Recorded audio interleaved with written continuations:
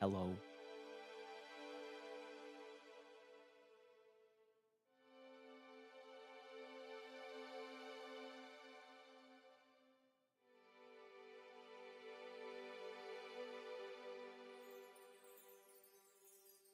Have this!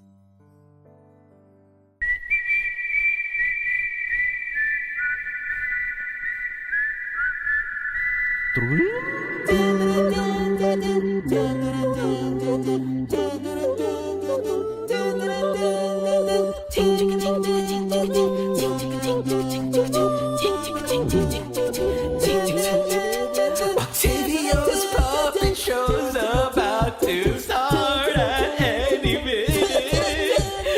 Grab your friends and call your parents, 'cause one thing is for certain.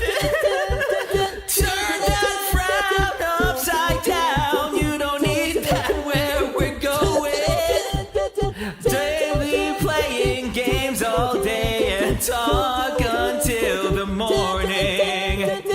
Tell you a short story about our lovely host today. He once was very lonely and played puppets every day. They'd gather around the silent crowd. They knew not what to say. But since you're here, it's very clear those days have gone away. Octavio's puppet show's about to start at any minute. The stage is set and the lights are out. It'll be here in a moment. Turn that crowd upside down. You don't need that where we're going. Welcome to the greatest puppet show on all the planets. Octavio's Puppet Show! Hey, hey! Octavio's Puppet Show! Hey, hey! Octavio's Puppet Show! Hey, hey! Octavio's Puppet Show!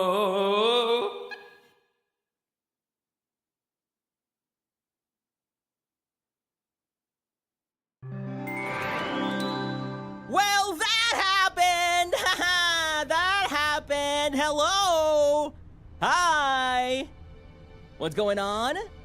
It is I, the opulent octatonic operatic puppeteer, from Bounty Hunter Unit Armies of HOLOSTARS English. My name starts with an O and ends with an O. My name is Octavio. Hello! Hi. Hello, hands?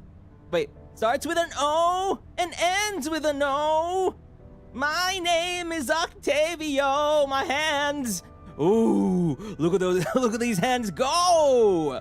Yeah, you know, we're gonna keep them in the shot. There we go. There we go. Look at those hands. Hi.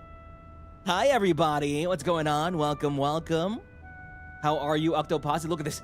This hand is glitching out. Hello? I can move my hands, finally! Finally, after so long.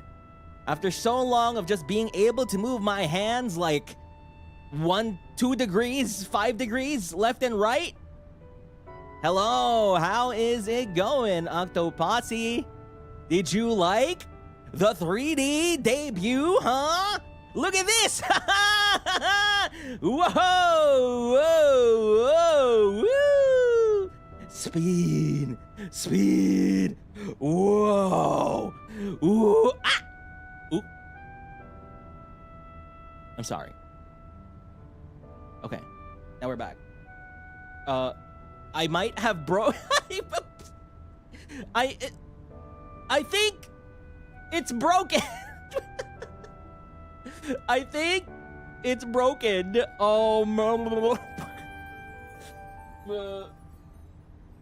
Hello?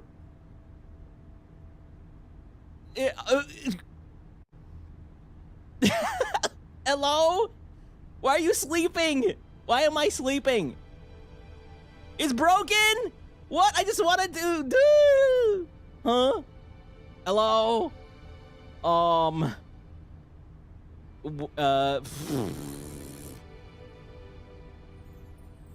Wait. Is it broken forever? Is it broken forever? Inikot! Hello?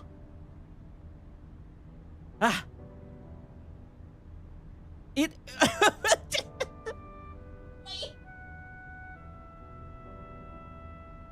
Oh no! Okay. Ooh, ooh, ooh. Ooh. Oh, we're so back. We're so back. I was so scared. I was so scared. What the hell was that? Huh? That's so scary. But I'm not doing that again. Nope. But look, look! Look!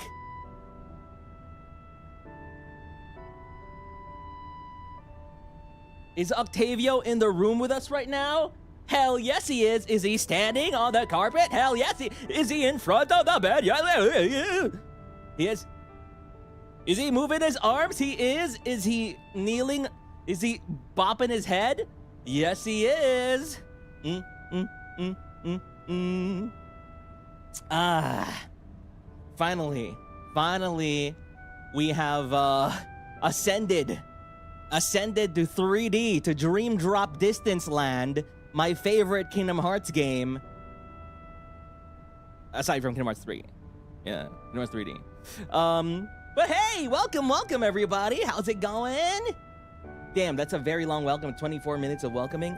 How did you like the original song? How did you like all the covers? How did you like the whole 3D? How did you like I'm going crazy. I'm crashing out. I am crashing out. I was so nervous. I was like, no. These guys overhyped themselves.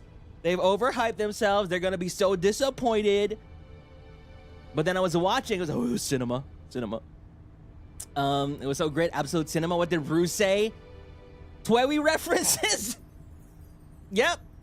Exactly. Was incredible, matey. Thank you, matey. Elizabeth Rose Blade Flame. Thank you. I'm sorry for my British accent. I'm sorry. I am high off 3D. High off the whole thing. I should drink water. Maybe. I'm gonna drink water. I'm not high off anything. I'm just high off the 3D, you know? Like the adrenaline. Oh god, like suddenly I feel tired.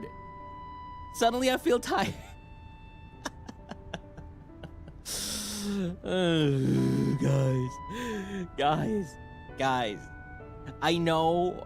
I always tell everyone, no, I'm not a baby. I'm a grown-ass man. I'm an adult. I'm okay. Right? I'm okay. But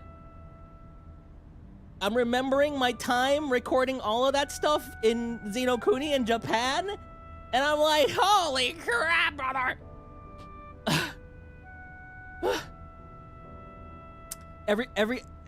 Every day people will be like, are you okay? Because, you know, I'm probably sleeping in the break room. I'm limping on the streets of Xenokuni, right? And I'm like, yeah, I'm okay. Yeah, I'm fine. But deep inside, I'm like, my left foot hurts. I strained it during dance practice. I'm walking 20 minutes to the train station every day, right? I'm alone in my apartment. I'm wearing this 3D mocap suit that's what do you call this? Compressing my balls.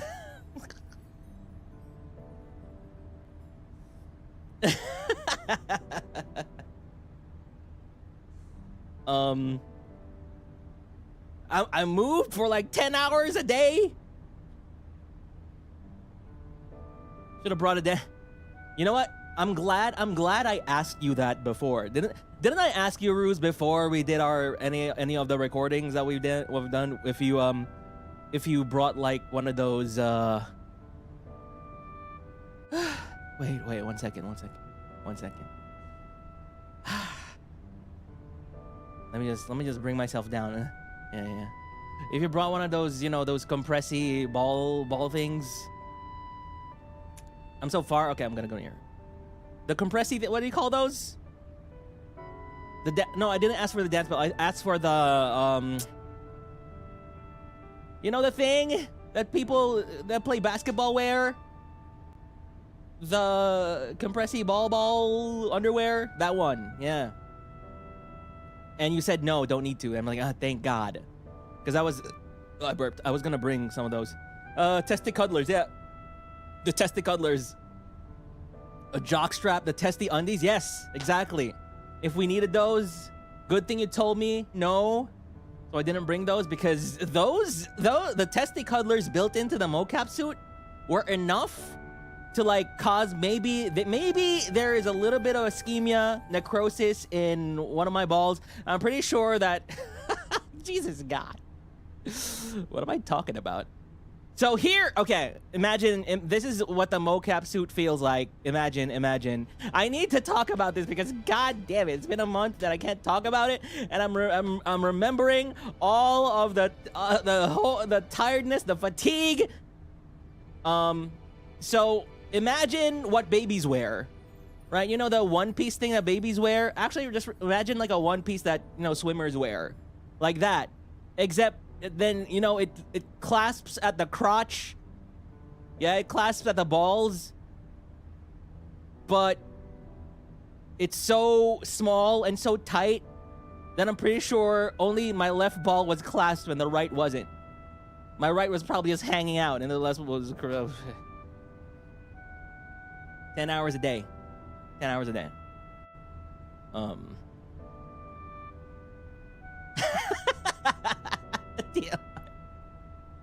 I'm sorry. Oh, woe is me. My life is so hard, right? Oh, woe is me. We don't need it. No, you do need it. You do need it. But thank you for watching my 3D debut, everyone. I feel like I'm slowly coming down now. I'm slowly coming down. Oh, but God, I remember all those 20-minute walks with Ruse. Going to the studio and going to the train station, then coming from the train station at the end of the day at freaking 12 midnight. Going to the station like, I don't know, 8 a.m. Right? And I strain my left foot and Ruse every 5 minutes like, are you okay? Are you okay, brother? And then I was like, yeah, I'm okay. Meanwhile, dying inside. Yeah, but we did get ramen. Thank God my foot is now, for 2 weeks, my foot hurt. For the 2 weeks I was there, my foot hurt so much. I left him to die on the sidewalk. No, I could, here's what me and Ruse would always do, right? We'd walk, and Ruse would start like super fast. He'd be like, yeah. So I went out of my room at exactly 10 a.m. because we're gonna arrive in 45 minutes and we need to be there at like 9:55, right? I was like, okay, yeah, sure, yep. And if we take 15 minutes to walk to the station, then we'll be there on time. And I'm like, yeah, okay, let's do it. And then we walked to the station and we took like 20 plus minutes because I'm so slow. Because my foot hurt. My foot hurt.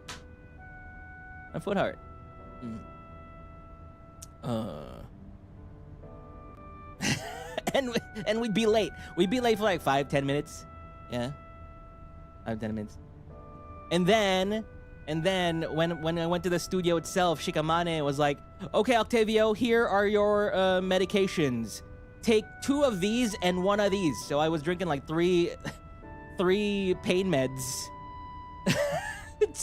just to numb my foot during 3D.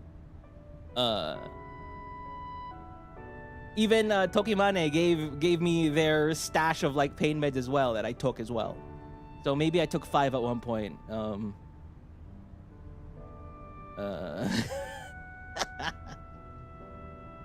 Yeah, that was like 3 doses of ibuprofen and some paracetamol here and there. God. But seeing all of you here, seeing all of you happy, and seeing my body moving, my head moving in all dimensions. Look at all those dimensions, bro. Exactly, just 3. Just 3. FD talented people, I hope you're after but disconnected. Gerard T. Rexford, don't you forget, I will remember forever, the one time I tried to be nice to you, right?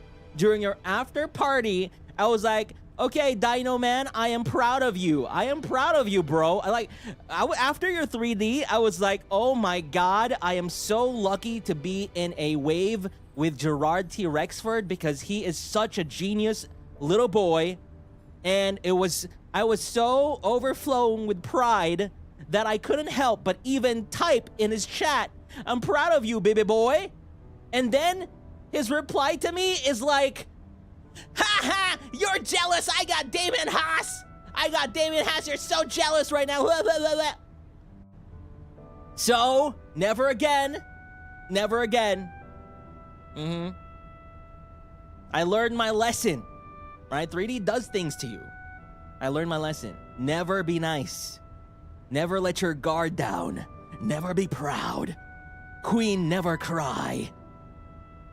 You should, maybe. Yeah, I should.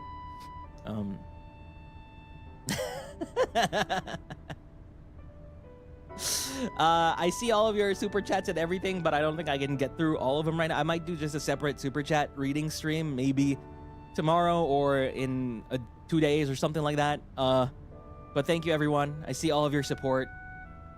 Wait, is that a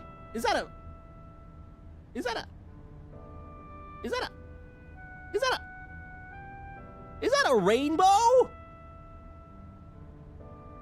Is that a rainbow after the proverbial 3D rain? Huh? Huh? It's a rainbow train! I'm gonna splash myself with water. Oh no! Oh no! Everything's wet! Everything's wet. Oh crap. I splashed myself with water. And now everything's wet. So you can see me untwisting the cap. you can see that's the water right there. It's invisible right now, but there's water right there. I'm gonna crash out, bro. Thank you for the rainbow.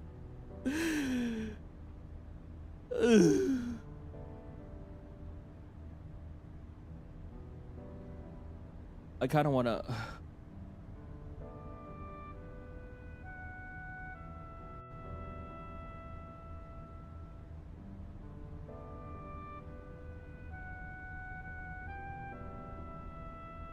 I kind of want to...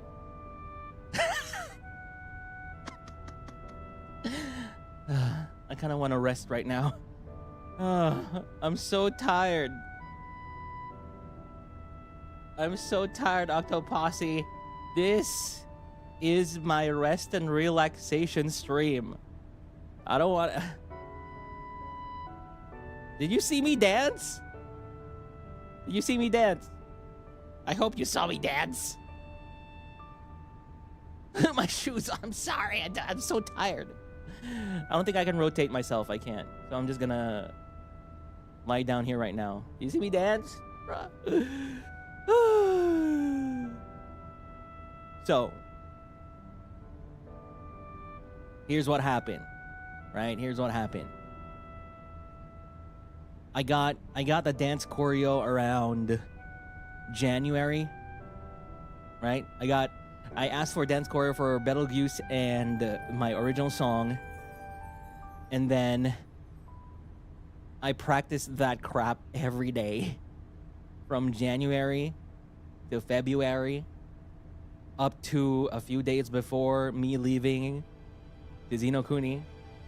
I went into my studio, you know, before I moved, right? I moved around beginning of this month, right? Beginning of this year.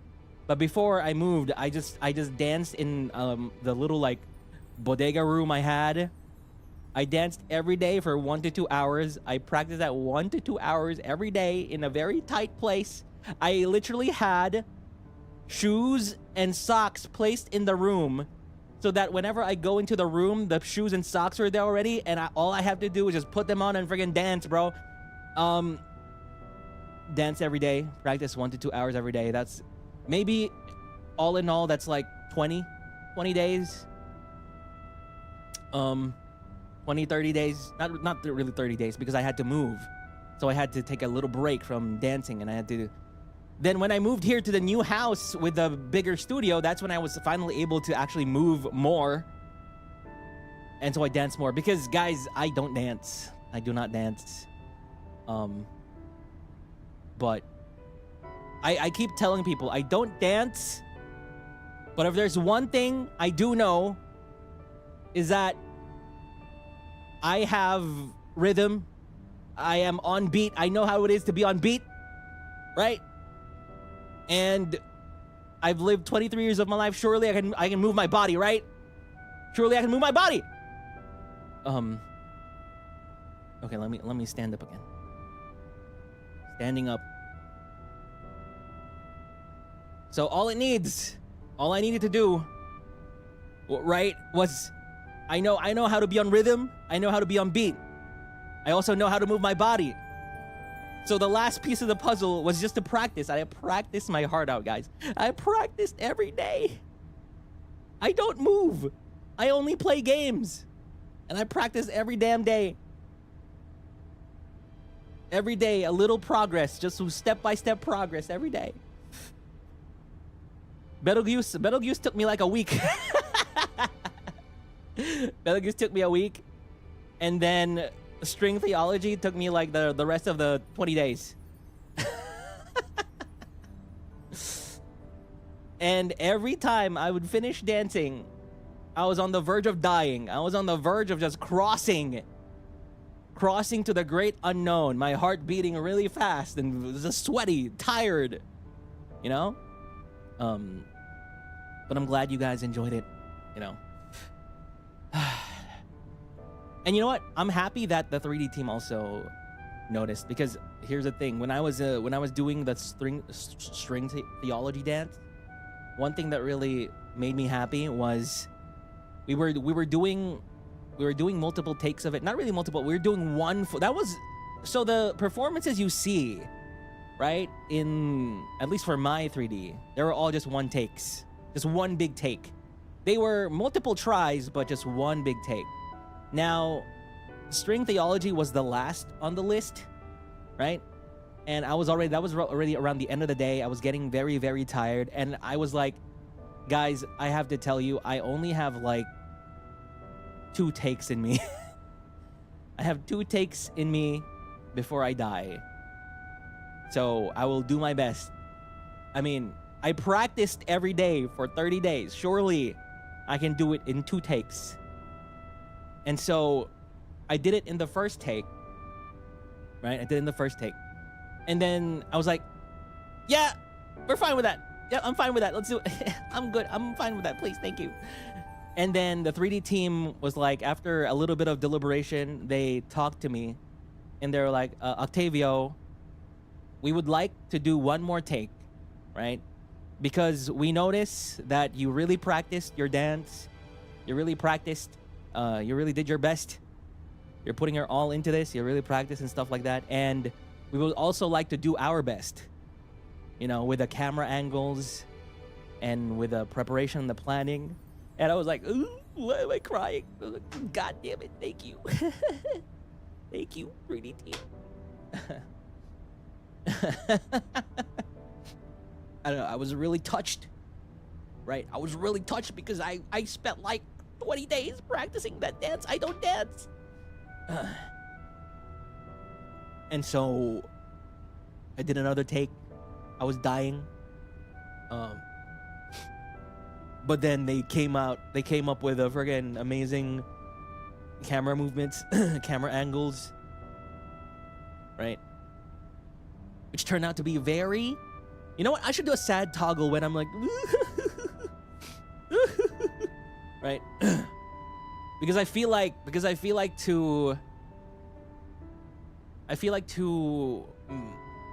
you know, VTubing, we're still kind of a niche, right? We're still kind of a niche. And I feel like to a lot of people that aren't in this space, you know, all of this may seem pretty stupid. Like, what are you doing? Why are you dancing? What do you mean you're dancing? What do you mean you're being an anime boy? And stuff like that. What do you mean you went to Japan to dance and to sing? What? What is that? What are you? Are you Bruno Mars? Are you Jenny? Are you Rosé? Right? And that's why I don't really share what I do to anyone in my life, because, you know, I feel like it'll be seen as like, what the hell? That's kind of cringe. So I was so happy when I was in that studio and everybody was so supportive. Everybody from 3D Studio to the translator to the Manesans and everyone, and we were all like in it. We were in it. We were in the sauce, right? We were in the sauce, and we were all trying to make it really good. We were all taking it seriously. We were all, you know, we all thought this was important. And that's, you know, that's a vibe that is hard to come by, especially for things like this, right?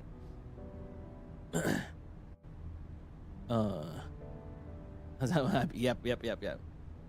And I remember during my last 3D day, right? While everyone was, you know, maybe 3D studio team hard at work. They were gonna go home, do the thing again tomorrow. They were gonna do more 3Ds in the future. And I was right there sitting in my chair, just looking around, right? I was just looking around the 3D studio, just engraving.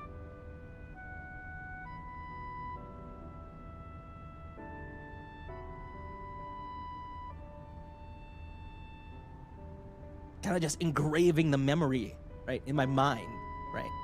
Because who knows? You'll never know. This might be my last 3D thing, right? This might be my first thing, but this might also be my last thing. Who knows, right?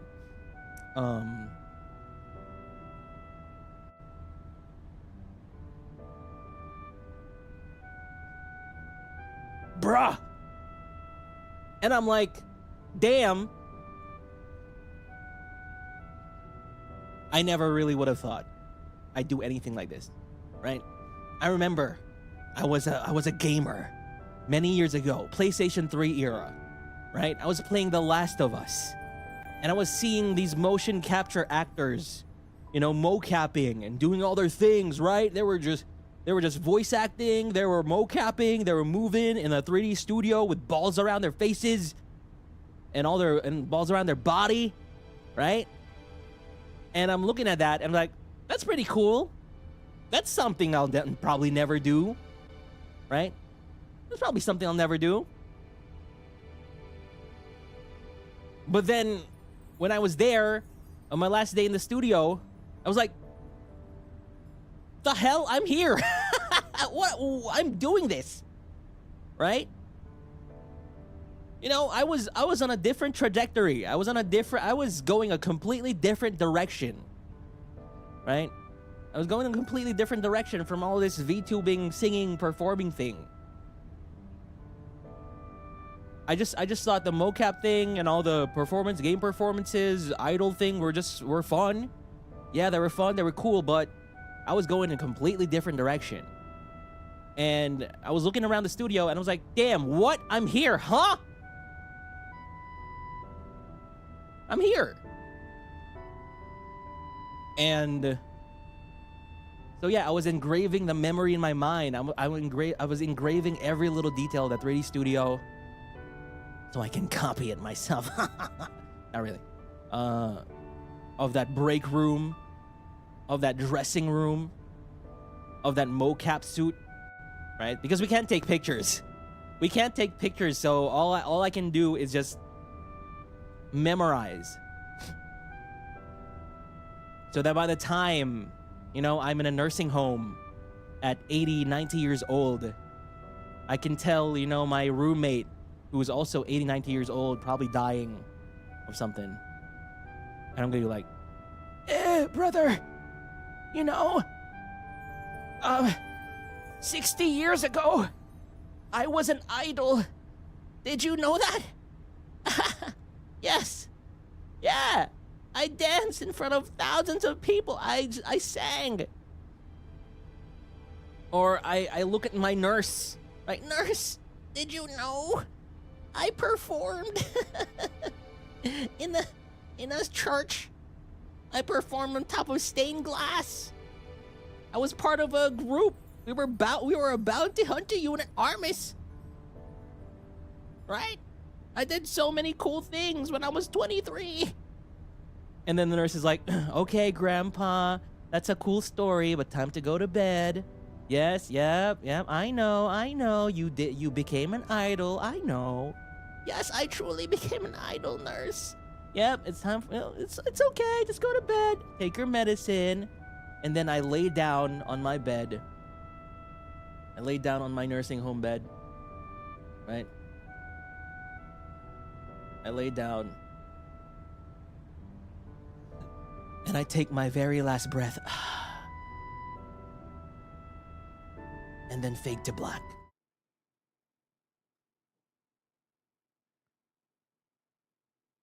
Right? Right?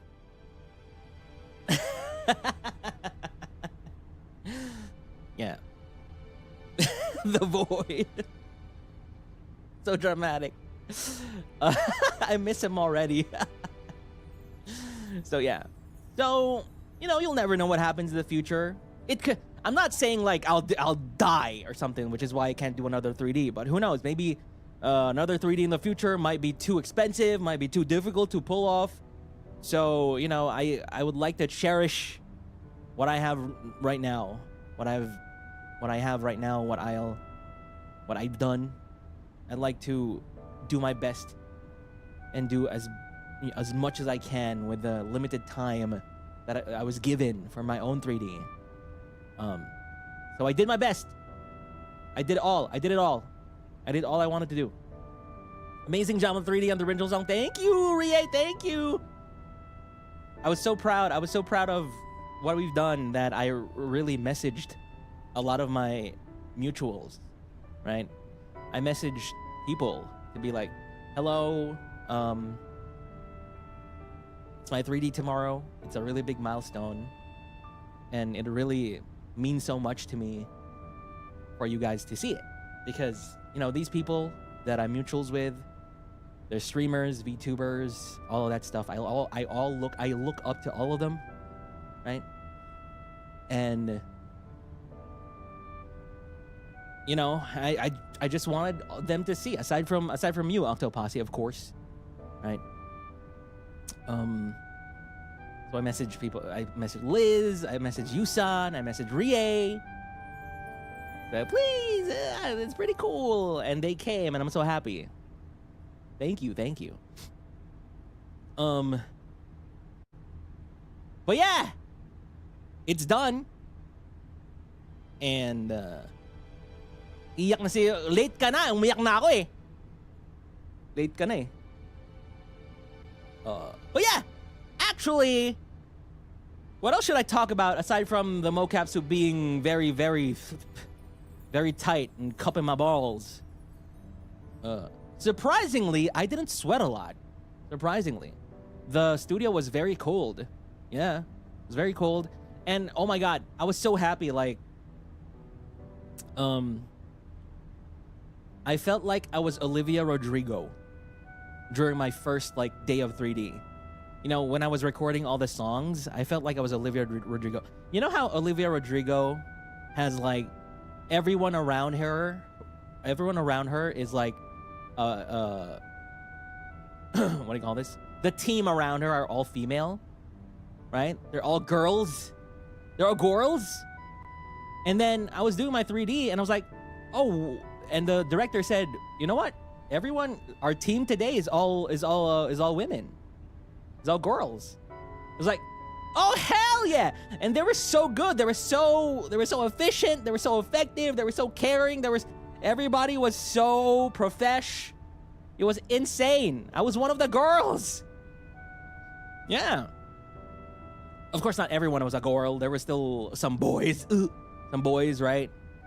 But I was like, damn, I'm Olivia Rodrigo right now. Pretty cool.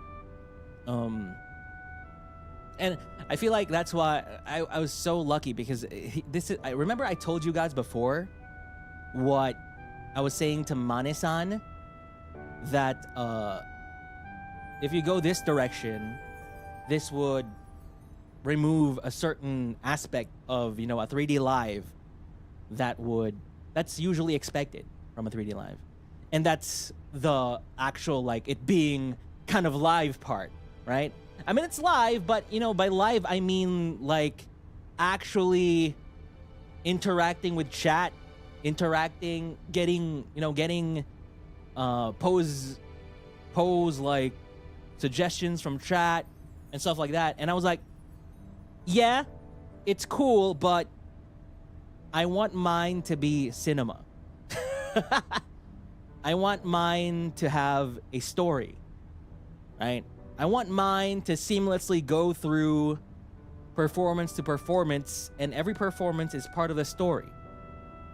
Right? I don't want to be like, of course, I mean, everybody's styles are different, right?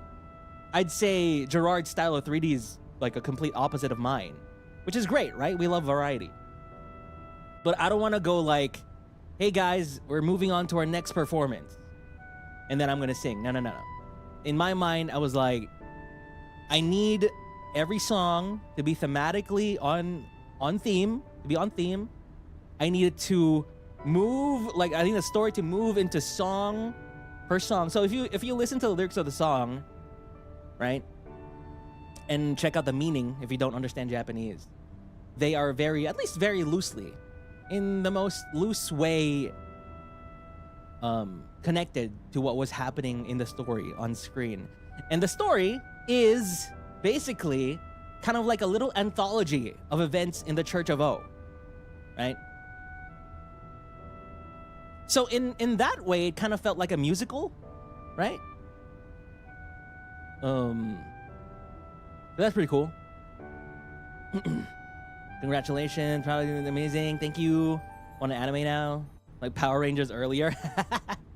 And the whole theme of it, I feel like a lot of people were expecting maybe like a very sinister, a sinister 3D or something, you know, kind of dark or messed up, right?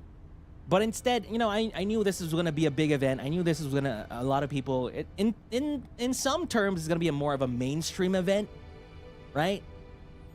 So we need something more mainstream. And what's more mainstream than friendship?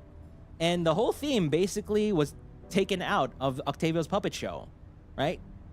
Where I start with puppets yearning for friends, yearning for real people, and then at the end, we did get real people, right? In Armis.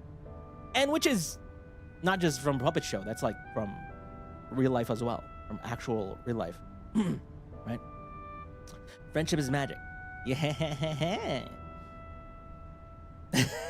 So I was clowning you guys when I was like, you will not smile. You will not. This is very serious. No.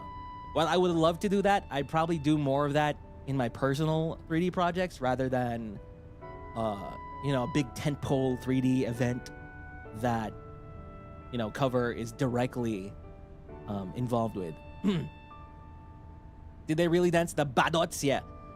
So the three Armis puppets were them, right? And part of the it was them, of course.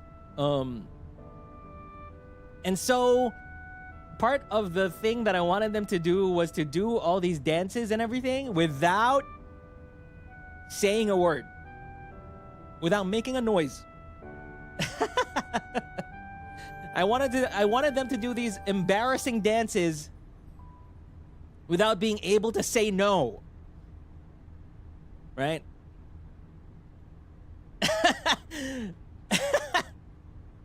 Also, the points where I told them to stop were not planned.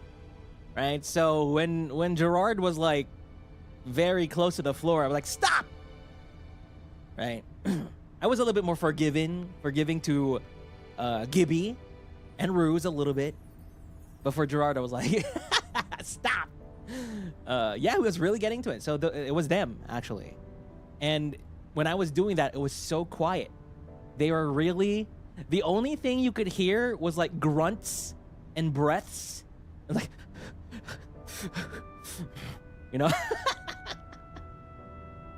just a bunch of grunts and breaths while I was having a fun time. And to anyone maybe being like, what? It's not badots, it's budots. No, it's because it's from the Badlands, so that's why it's badots. Right. And so funny when I was doing the infinity dance, the ocho ocho. It's so funny when I did it because you couldn't see anything because of the coat.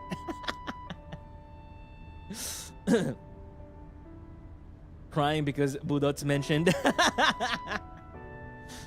That's why it's badots, because Badlands. It's a Badlands budots, badots. Yeah, they were able to hold it together. Yeah, I also enjoyed like making them like fall to the floor. That was funny as well. I don't know if you noticed something going on with Gerard in that scene. It was very funny, but something happened.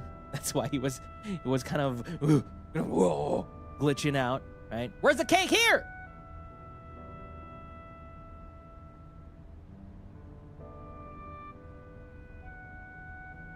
Cake is served. Oh, no. Cake is served. So yeah. I hope you liked everything. Oh, one thing also. I don't know if you noticed. So yeah, aside from the whole live thing, you know, so for live stuff, like actual, not live, like actual live broadcasted live on screen, like the live variety show kind of vibe, right?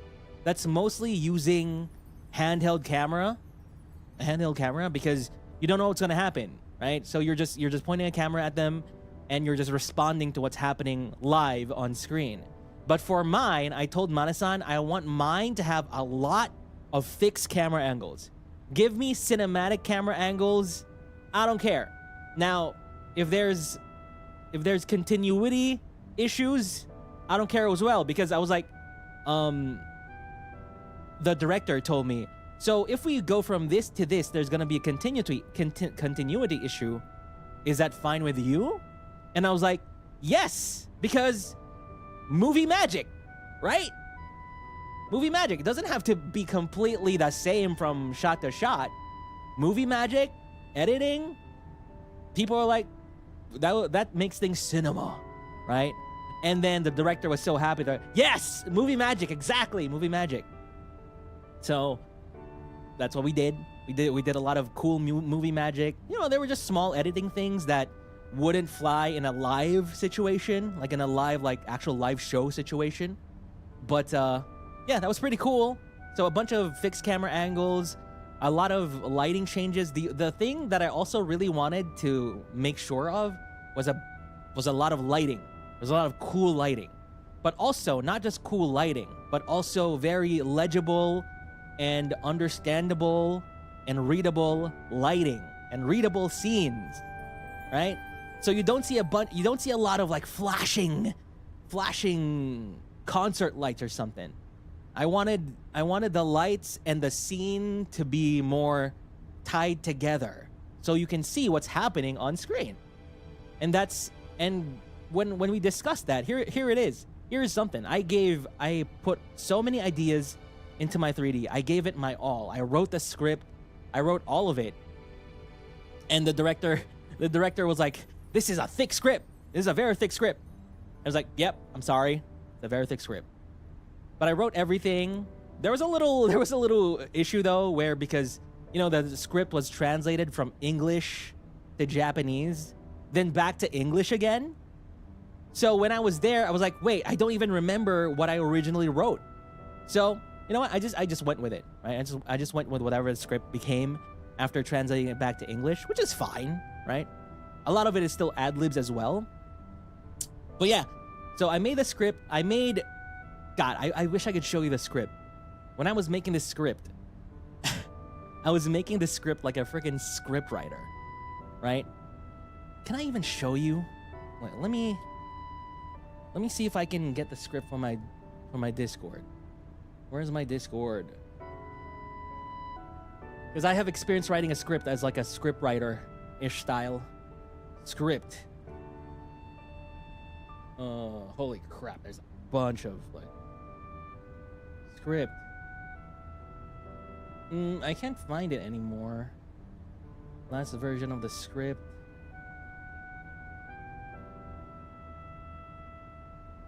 Translated version of your script. Yeah, they had to translate my script, of course, so they could, so the team can understand what I was trying to say here.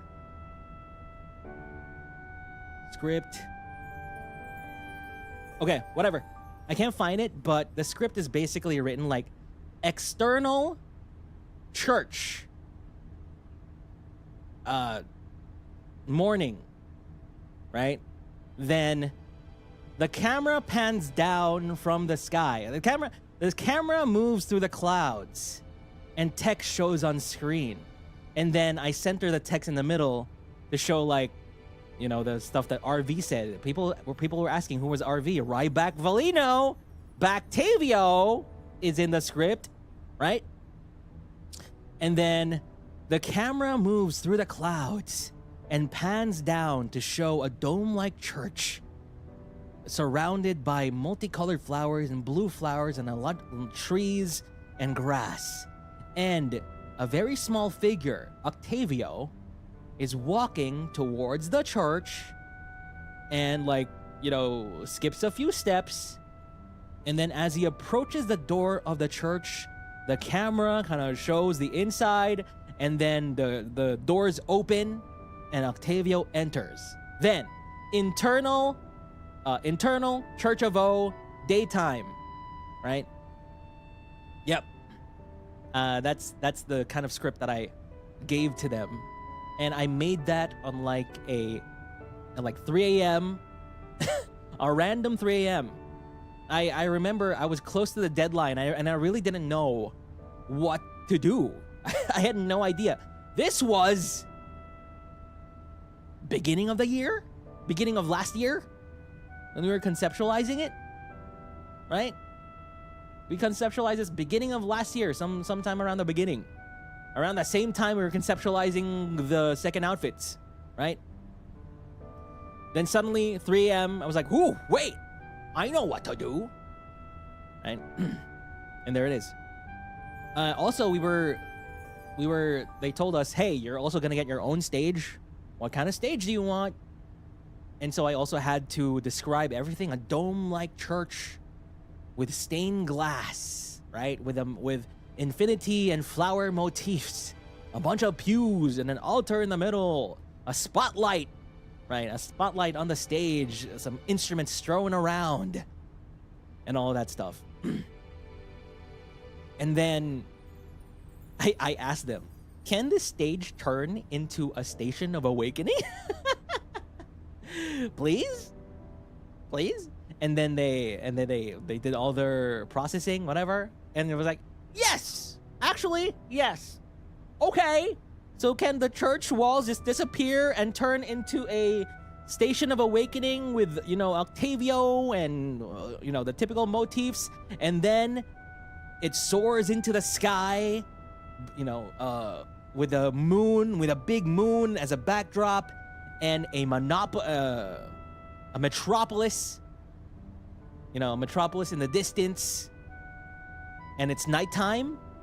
And they was like, "Yeah, we can." I was like, "Really? Really? You can?" And then, so a lot of this, all of this, most of this was my idea, right? I'd say maybe 90% of everything that you see is my idea. But then the remaining 10% was the nice cherries on top that the 3D team would add because they know, you know, the limitations and the extent of their technology and their processes, what they can add, you know, what they can, like, the cool things that they can add. And you know what the cool things that they added to the church? Did you guys see the lighting? You know, the golden lightning, the lighting with the staff, musical staff, with the candles and the sparkles and the puppets floating in the air. And then in string theology, you got that nice kind of like aurora borealis looking thing. They added all of that. And you know what's funny is that we didn't really name any of these, but when we looked at the script, they named the effect that you see in the sky Radiant Garden. And my mind was like, holy crap! Yes? Radiant Garden. Someone on this 3D team knows Kingdom Hearts. Someone here knows Kingdom Hearts.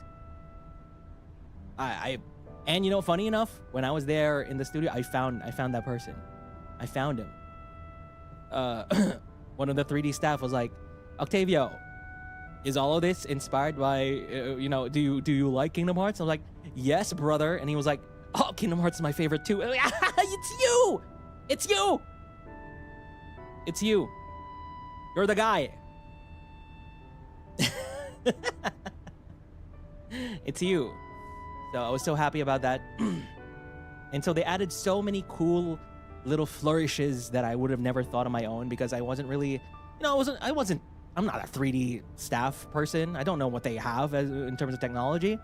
So they added everything that they could, and it became so much better because of it. So thank you so much, 3D team, for everything. Like, you guys are great. Even the whole process of the whole 3D, they were so accommodating. They asked for my opinion in every little thing of what do I think about this and that. What do I think if we change it to this way? You know, the director, of course, the director directs. They also change things on the fly during the day. Maybe we could do this and that and that. What do you think about that? And I was like, yes, yes. Your ideas are better than mine. So, thank you, Director-san. And I kid you not, the final cut of this 3D was all finished last night. We were going back and forth for this past, like, you know, ever since I went back from Zenokuni, we were going back and forth every few days, just going, yes, I want this, let's change this to that, what do you think about that and this, right? And here's one thing that I was surprised too, because in some way I was also trying to be conservative with what I wanted, because I was like, of course there's a budget, right? There's a budget here, and I don't really want to ask for too much. But then I keep asking, and I keep asking, and then they keep giving, and then they keep giving. I was like, can we have a 3D animated Octavio's puppet show? And they're like, yes. And I was like, okay, so we can have a 3D animated puppet show, but I'm fine if it's just me walking and just having different scenes at the back. I'm fine with that, right? It's 3D, just walking, different scenes at the back, easy peasy, right? And then they came back with a full-ass Octavio's Puppet Show animated 3D music video with animations everywhere. By the puppet, Armis was there as well. Everything was there. It's like, huh? Really? Okay. And then for the fight scenes during Trisha's Lullaby, I was like, okay, so I would like some fight scenes, but probably to save on budget, maybe they can be like super slow-mo. Maybe Ruse does a slash in just super slow-mo. Surely that's gonna be cheaper than like if it's a full-on animation with action scenes, stuff like that. And they're like, okay. And then they came back to me with the animations, and they're like, oh, here are the animations. It's basically from a video game. It's basically full-ass animations that can work in a video game, right? Thank you. And then I was like, can I have the falling into the water scene that happens during, you know, my favorite game? You fall into the water and you dive into the heart, right? And I was like, yeah, sure, let's do it. And then they come back to me and they're like, Yeah, we got Kanauru. Yeah, we got Kanauru for that. It's like, huh? Huh? Excuse me?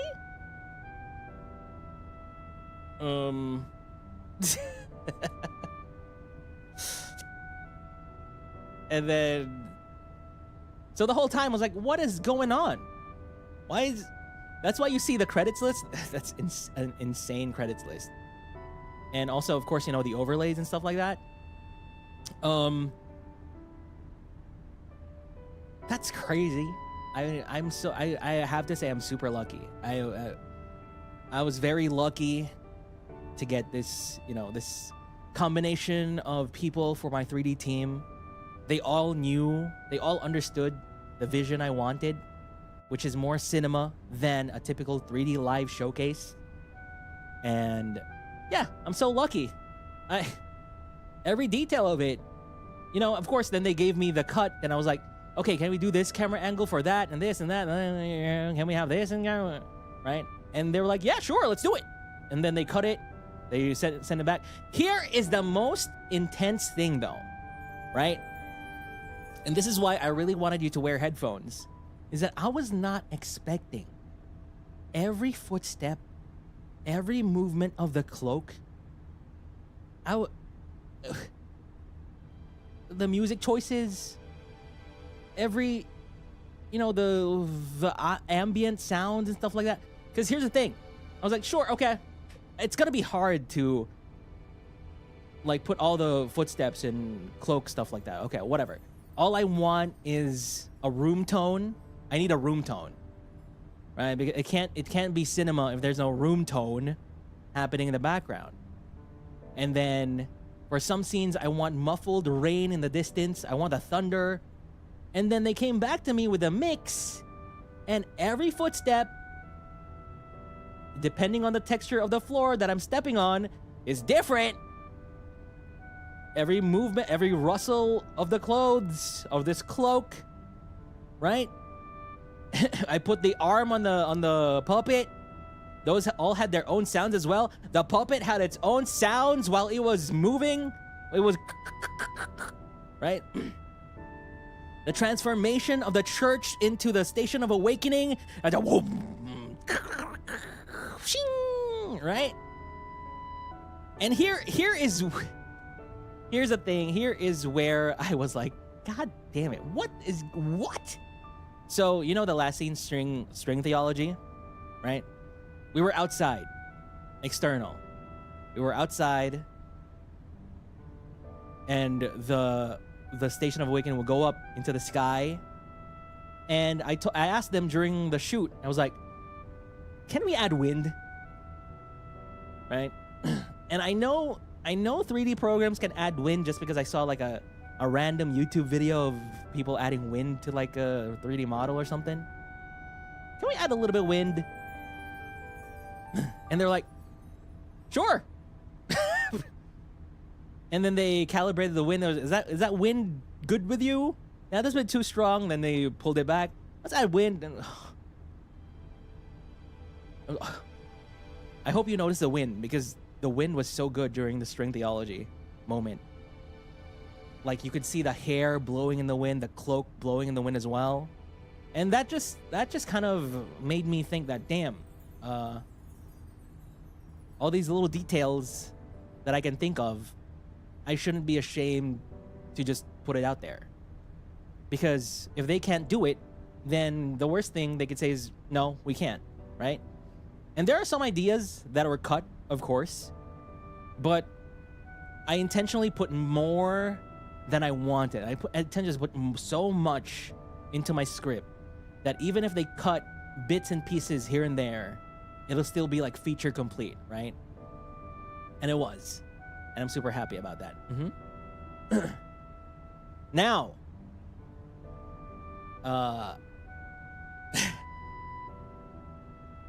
is there anything else that I should talk about the 3D? There's so much to talk about, but I feel like there isn't as well. I mean, I don't really want to talk too much company secrets or whatever, but I'm just super happy about the final product of it. Everything was up to what I imagined in my mind it would be. Thank God I played Liza P. Thank God I played Liza P. I got that cool idea with the spotlight and the puppet in the middle because of Liza P. Thank you. Did you and the boys? Yeah, yes. Yes. You know that moment at the end of us being like, you're cringe, you're cringe, you're... That was pretty much spontaneous. Right? That was pretty much just in the moment. They were like suddenly pointing at each other. You're cringe, you're cringe, you're cringe. And then Ruse also was spontaneously, he was like, all right, I've had enough. Then he brings out his axe and like, right? And then, of course, the camera people were like, okay, time to zoom out. Time to zoom out. I mean, I always wanted to zoom out, but that was a perfect moment to zoom out. So we just ran around. Actually, after the curtains closed, there was more running around. There's more running around because we were waiting for like cut, you know? So we were just, right? So, yeah, that's one of the stuff that'll just come up on the fly during the 3D that you wouldn't have thought if you were just writing it beforehand, because you wouldn't know. Actually, my initial plan really, right, was to have all of the boys in this at the very end. My initial plan was to have all Stars-EN, as many as we can, to be in this, because I had an excuse. I had an excuse. Puppeteer, right? I can't puppeteer alone. I need people to puppeteer. So that was my excuse to get all the Armors boys in there, because they told me, you know, if you add more, the more people you add, the longer the process becomes, because there's so many things to check, so many things to add. So I got all the Armors boys in there, and I really wanted to get, you know, Shinri, we were going to get Haka and everyone there, but, you know, schedules just didn't align, and, you know, it's probably going to be too much for the whole process. It'll take too long. But I also wanted to add them because, you know, I wanted more 3D stuff for us, right? And I think that was a perfect time. I remember thinking about it. It's like, damn, this would be a cool moment to have more 3D from the other boys, from the Tempest boys as well. You know, it doesn't have to be a big thing. We could just be like, oh yeah, woo, fight, yeah, attack, right? But, you know, at least Armis was included because, you know, it's our moment, right? It's our moment. Yeah. What else? Ask away. Ask away. Bruh, I was getting so nervous because I feel like people were overhyping themselves. I even saw a comment that was like, oh no, is Octavio's has a chance to be better than Astel's 3D. And I was like, you know what? Let me watch Astel's 3D and let me see. And I have to say, God, that was probably such a different time, because Astel had like what, 10 stages? Astel had like 10 stages. He would teleport to every stage. I'm like, huh? But we were only because, you know, because of course they kind of streamlined the process, right? They kind of made it more efficient and more so we can do more, right, in the allotted amount of time, that we can't really do crazy numbers of stages anymore. And all I have to say was, you know, from the process has indeed changed. If I could, I would have added more places to go, added more stuff, but I think I was super happy with this kind of anthology concept at the Church of O. And this made it more tight, narratively tight, and with more heart, so to speak, right? Because friendship.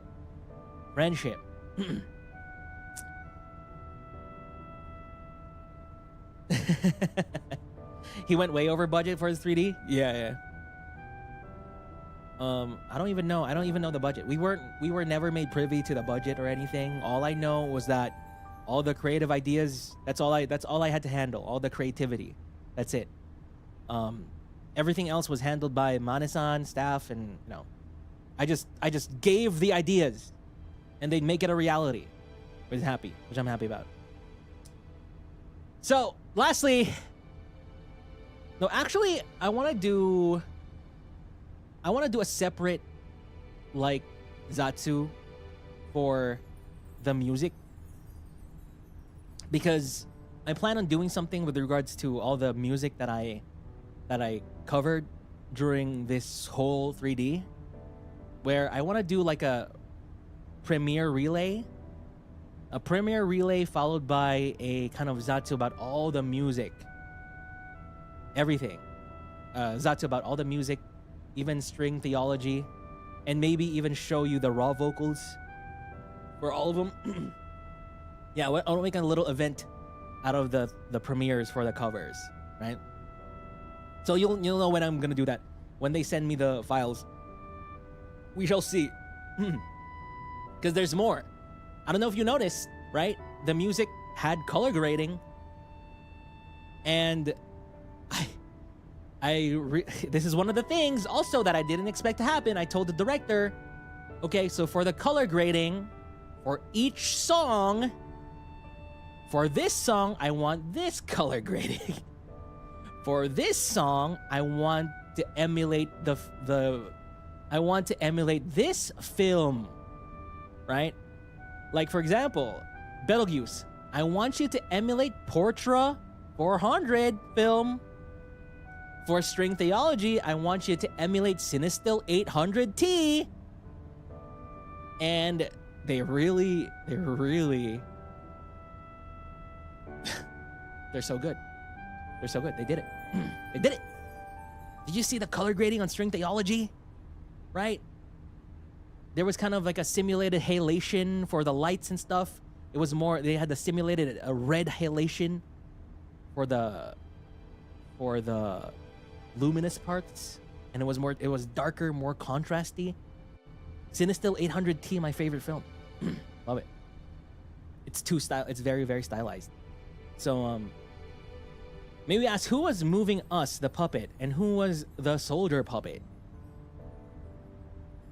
Oh yeah, the main did you guys notice the main puppet, the red puppet? That was a puppet in the mascot reveal animation, right?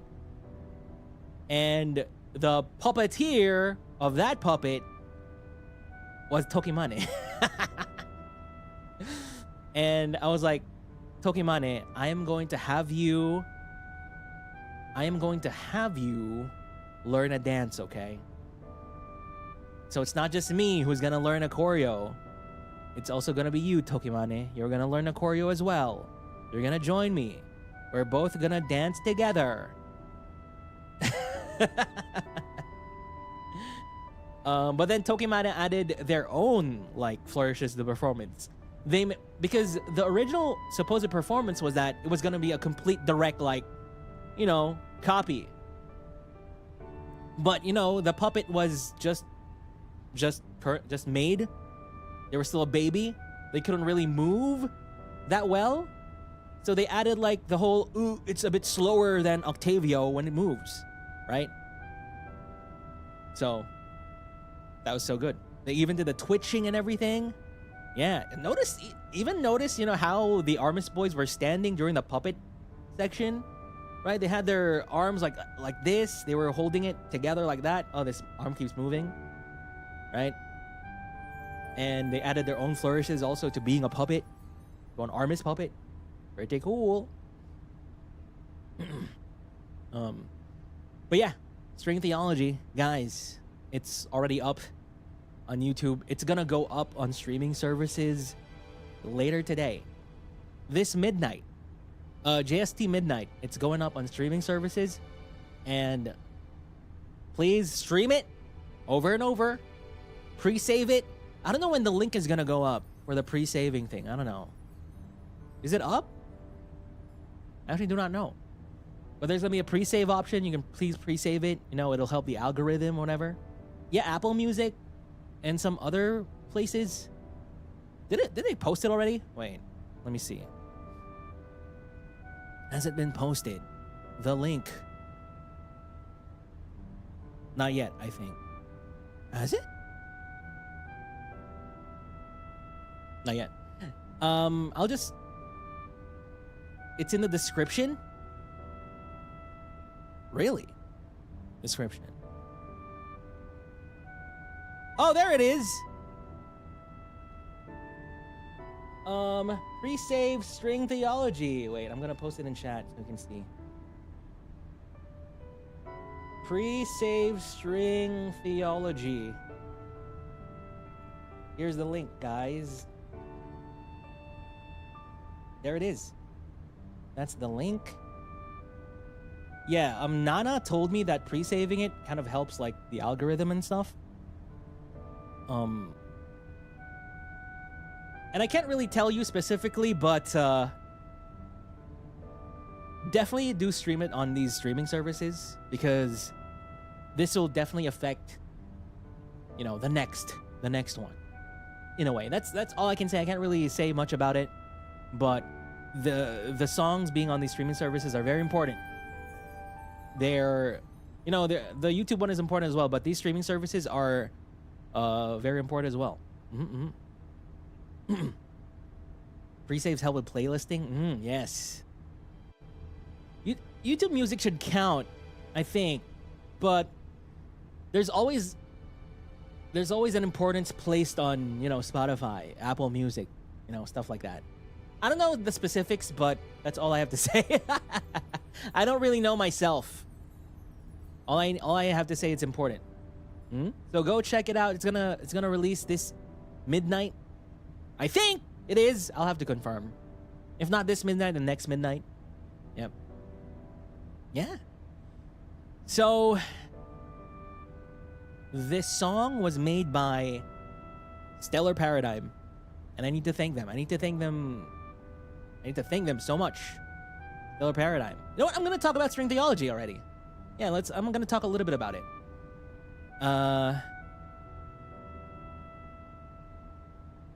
When I auditioned to HOLOSTARS,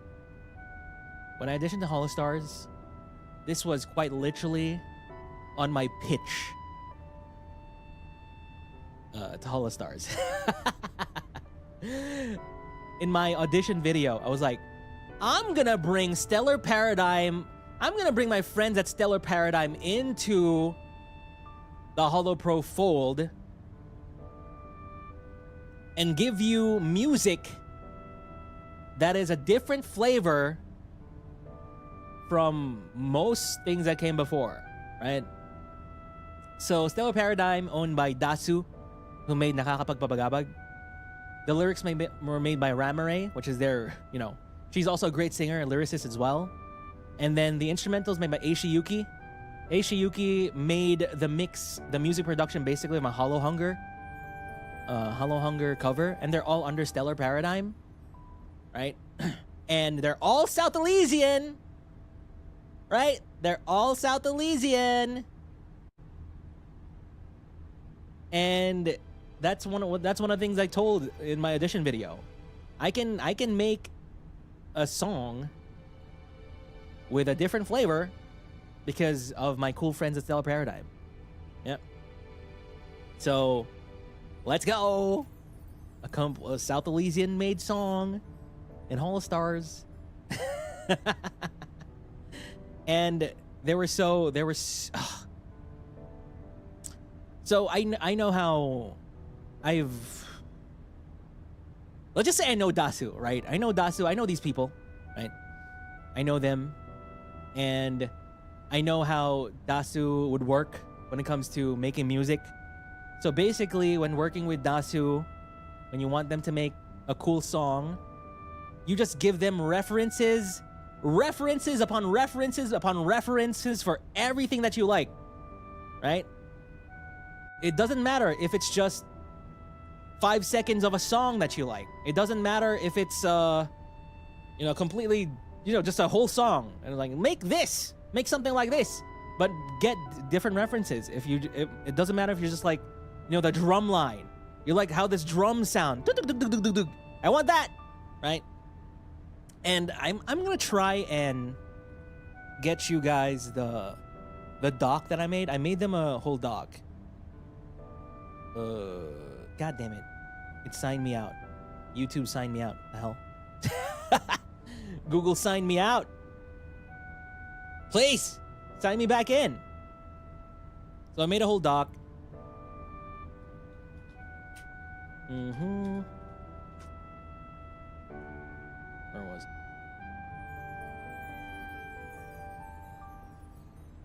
Thank you. Why am I angry? Let me in! String theology. Okay.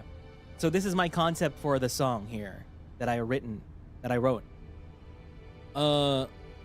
Character song, lore based, right? I didn't just want a song. I didn't just want a song that anyone can just sing. Right? I want it to be very specific to me. I didn't want to just talk about, let's say, I didn't just want to talk about love, right? Like, oh, love is good, love is kind, yay, love, great, right? I want it to be very specific to Octavio, especially for my very first song, right? I didn't just want a song about, oh, let's octo party, let's party, woo! And I also wanted it to be part of my 3D. I also wanted it to be thematically related to the story of my 3D as well, right? So the concept is a play on string theory, and I just made it, religious, made it string theology. And a lot of people were like, oh no, he's gonna cover string theocracy. And I'm like, that's a completely different other thing. Theocracy is not theology, okay? It's string theology. So that's the whole concept of the, that you can already see from the title what it's supposed to be like. And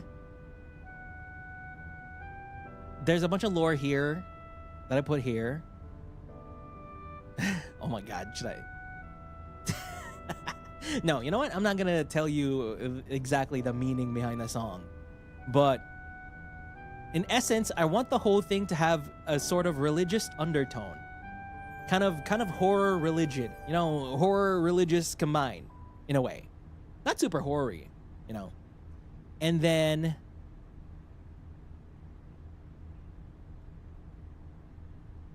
religious terminology, undertones.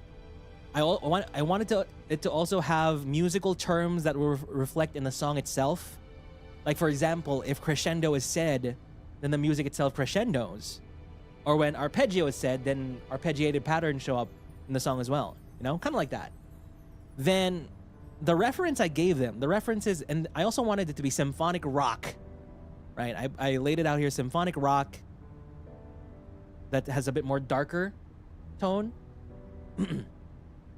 Darker and religious symphonic rock, right? Then the biggest inspiration here, at least for the the changing of styles in the song, is Maestro by 17, of course, right? When I saw that, I was like, yeah, this is basically, I don't want it to be exactly like this. I don't want to be K-pop, but the concept of it, where they say a term and it changes a bit, stuff like that, right? That's like the more general, the vibe, Maestro from 17. And then some references here. I wanted it to have a very strong melody. So they'll start.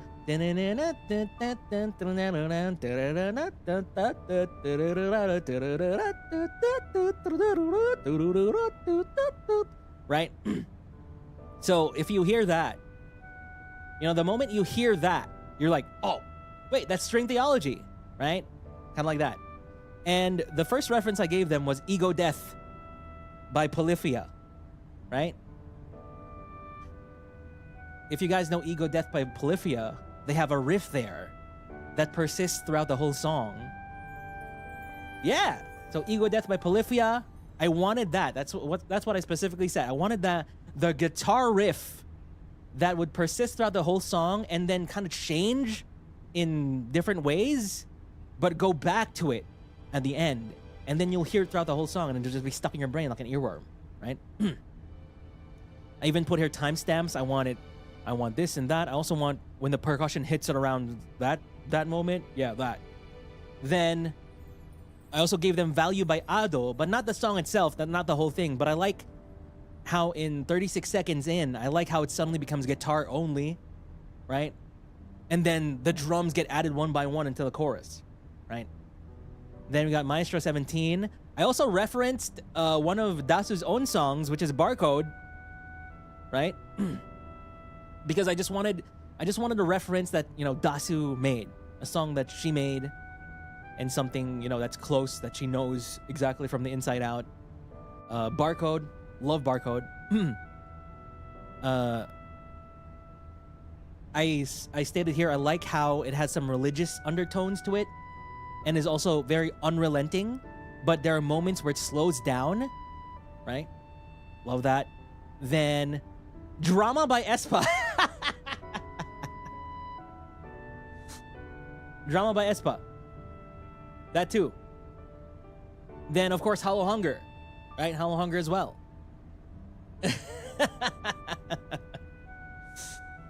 And then there's a bunch of other notes here. And they basically cooked. They cooked so much. They cooked so well. Then, for... You know, I already trusted Dasu. Whatever she'd make with Eishiyuki is gonna be good. You know, they know more music theory than me. They know what makes a song sound good. They know that more than me. So I was, yeah, feel free to cook whatever you want with those kind of references and stuff like that. But then it goes back. Then we go back to the lyrics. Lyrics time. Once I heard like the demo of it, I was like, okay, lyrics time. And their lyricist is Ramare, who's also a great singer. And Ramare messaged me and asked me so many questions. They asked me so much about my lore, about random sentences that I said here and there. I'm pretty sure they may have also seen the lore doc that's out there in the wild on Twitter. And I also gave them a big-ass lore dump. Yeah. So if there's anyone in the world who knows all of my lore, exact everything, it's Ramare. And they asked so many questions about very specific things about my lore, right? About my life. They know everything. And so when they came out with the lyrics, I barely changed anything. Right? It went through a few iterations, especially with the melody and stuff. But I didn't change anything. Nothing. Just a little. Just a little. You know, for example, the strings they sing, right? At some point, I think it was the strings they hum. But I was like, I kind of like the strings sing thing. You know? Just very small details like that. But the lyrics are so good. So in theme with everything. And so in theme with the 3D as well. Let me tell you a story of a man. Let me tell you a short story. Repost the lore doc? No. No. So they have a whole Discord message of my lore. It's a very long... And I typed that Discord message while I was outside. I typed it on my phone. Because I wanted them to read it immediately. I wanted them to know immediately everything. So they can make a cool song. So, Ramay, please contact... Kobo! Thank you! Kobo, I just watched your 3D as well. But hey, Kobo, thank you so much for seeing it and watching it. Thank you. I messaged Kobo last night because I really wanted Kobo to watch it too. Because I knew she would like it as well. And I also am, for a lot of, you know, the performance aspect of it, I kind of referenced a lot of Kobo stuff. For example, with Kobo's 3D, there was this 3D she did of a performance of OS Mara, where she was in a classroom on a, you know, classroom table, and she was kind of doing some acting on that table and stuff like that, right? I took that and kind of added it to the part where I was also kind of like laying some on the table, like, and when I kept referencing, I was like telling Mana-san, you know, the thing that Kobo did in her 3D, right? I want that. I want to do something like that. Yeah. So, thank you, Kobo, for being here. Thank you, thank you. So, yeah, String Theology, go check it out. Go stream it. And when it goes out on streaming platforms, you can get some meaning. You can get a lot of things from the lyrics that are really good. Oh, also, harmonies, bro. I was like, guys, can I also ask for harmonies and ad-libs? You know, just a few. Maybe at the chorus. That'd be cool. And then they came back with a goddamn... It took me way longer to record the harmonies than the main song. There's just harmonies everywhere. Everywhere. In between, over, overlaid, under, ad-libs everywhere as well. So one of the things when we were negotiating, when Mana-san were negotiating with Stellar Paradigm, you know, for what we can make out of the song, right? At some point, I was like, you know, I kind of feel bad. I kind of want to... Maybe let's make it a shorter song. Maybe let's do less instruments, right? Maybe less... Just less things in general, right? Because I was thinking of all the work that they do, and I was like, maybe let's make it shorter. I don't know. But then they came back to us and they were like, no, the team would like to state that we will not sacrifice quality or quantity for this song. We will do our very best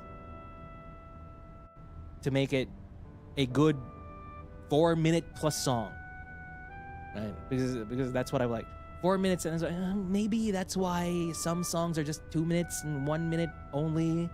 1 minute-ish, 2 minutes, because might be easier for them to do. Maybe let's half it. And no. You asked 4 minutes, and we're doing the symphonic rock. We're putting all the instruments that make sense, lyrics and everything. Cool. Yeah. We're also gonna do the mix. We're gonna mix it so good, right? Just full send it. So thank you. I'm super happy that my first original song is not Jutai. And my first original song is Everything I Ever Wanted. Right? Also, thank you, Vermi and H. Kina. Yes. So, Kina made my Hollow Hunger illustrations. And I was like... I know I contacted H. Kina also for strings. But at this point... H. Kina is who I go to for all my milestone projects now. Because H. Kina is just so easy and so professional to work with. Yeah. So good. Art is so good. I'll release some of those as a wallpaper in membership. And then also, lastly, Vermi. I didn't give Vermi a lot of direction, honestly. I just know their work. I think they made one of Iris's music videos, right? I'm a big fan of Iris, and I saw them under the credits of one of her songs, and I was like, let's get Vermi. And we got Vermi, and I basically just gave Mane-san some keywords. Some keywords and maybe some images, references, and they can just go ham. They can just do whatever. And they came back, and I was like, oh, what are you... You're connecting these words with lines, kind of like strings in a constellation? Huh? You got like... You have some of these words in like Moses' tablet, right? Going on. You also included the prism, like lighting things. It's so good. It's so... Paco-san, hello! Thank you so much for being here. Thank you. Yeah, so the MV, everything was... Everybody blew it out of the park. So good. So good. So yeah, I'm happy with my 3D. I think we should explore the model now. Like, I didn't know that there was their hand tracking. Right? Because I watched all the other boys' stuff. I didn't know there was hand tracking. Now I'm wondering why they didn't use the hand tracking. I mean, it's kind of glitchy, right? But it's fine. I can do this. Yippee! It can go up.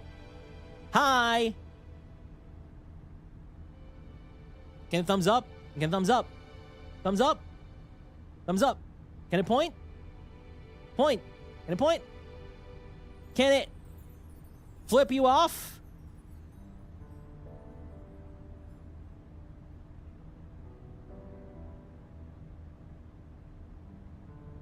It can't. Was a great 3D. Thank you, Pakistan. Thank you. Can it do a ball sign?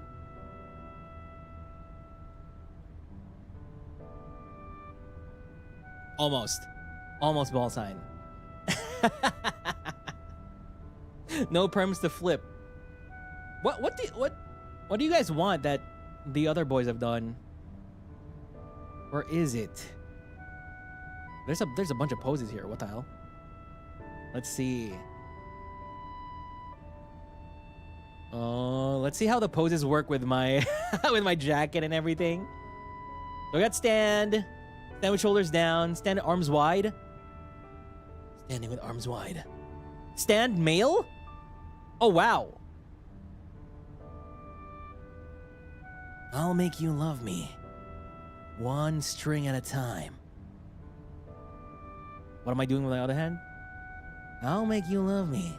One string at a time. Yeah. I'm the man. Stand up. Want a piece of this, big boy? Huh? What's going on? Get out of here. T-pose. T-pose. I'm not gonna do the thing again. I'm not gonna break. Wait, can I move my hand still? Oh, I can still move my hand. Wow. Then it goes back to T-pose. Shakira, Shakira. Shakira, Shakira. Oh, undeniable, your hips don't lie. Started off here, your boy. Wait. Oh, no, it doesn't work. This is better. Oh, what?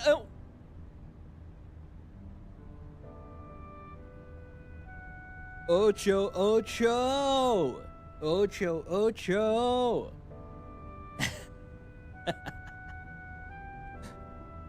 We're gonna do a karaoke with this. Yeah. Huh? Yeah. Uh-huh. Let me tell you a story of a man who has his nose deep down where the blood descends. my nose itches.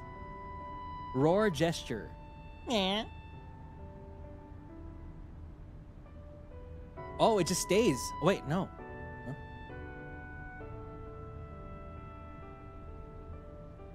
Rawr. Meow. Wait, let's do it again. Meow. Meow. Meow.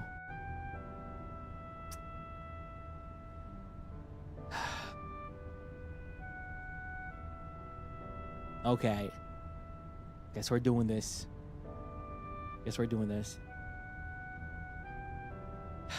Meow. Meow.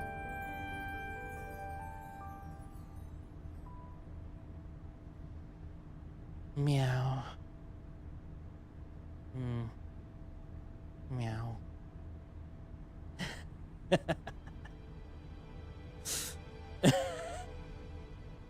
The strings, yeah, the strings are so good. Yep. What is this? Paper Fortune.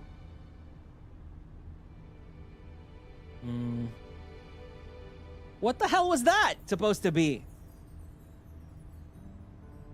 Huh?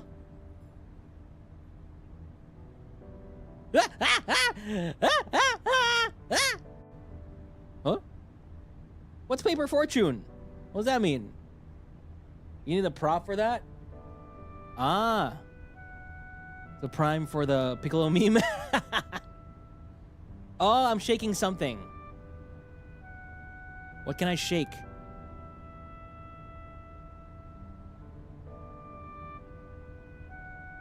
So I'm gonna shake something. I don't like those. What? I'm shaking a broom.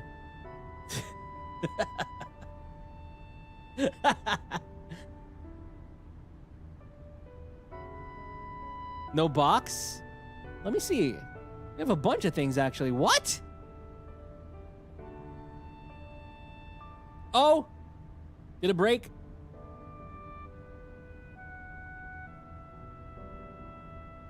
Huh? Huh?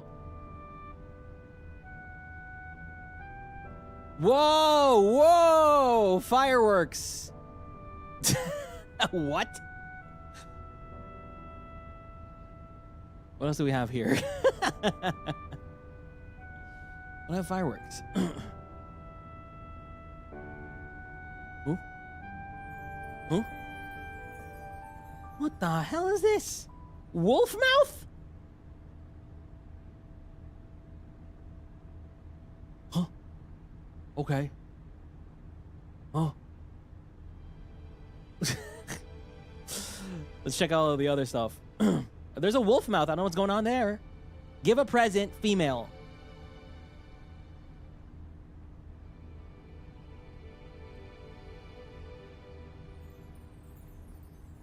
Do you want a present? I'm gonna give you a present. Look at this.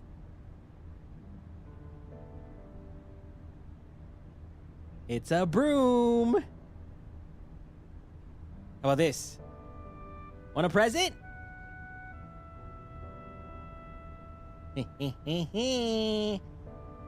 It's a toy hammer. What the hell? This is my first time seeing all of this. I wanted to check all of this, like, right now. How this? Huh?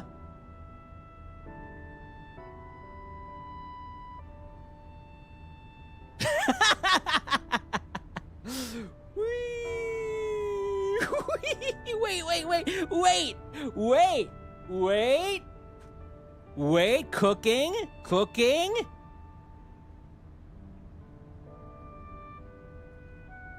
Huh? Flying, whoa! Cooking? Excuse me. Ooh. Okay. Wait. Don't worry. I got you.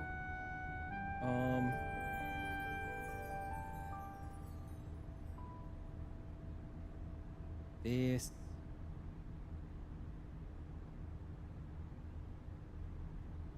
We're making absolute cinema right now.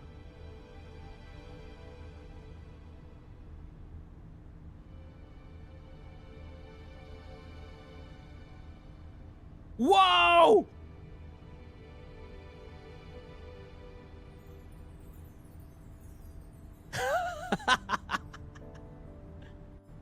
Whoa!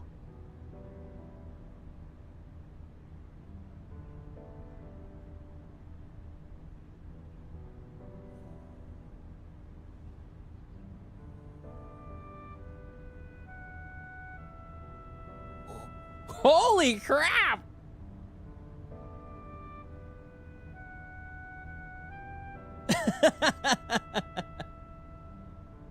It's a bird. It's a plane.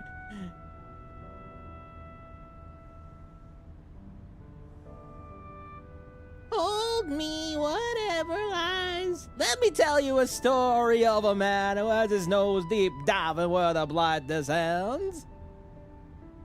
Call him crazy, blind, and whimsical to find what a waste he goes on there out the other beat. See you next time. Wee.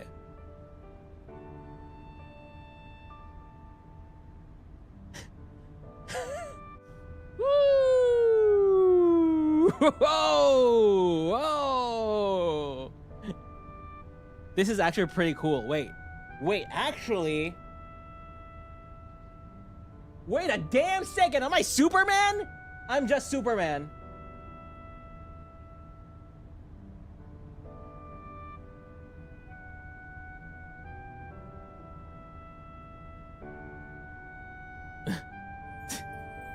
Why do I have my hands up? Ooh. Whoa. Homelander, yeah. It's O-Man. But a peace sign. What? Peace sign.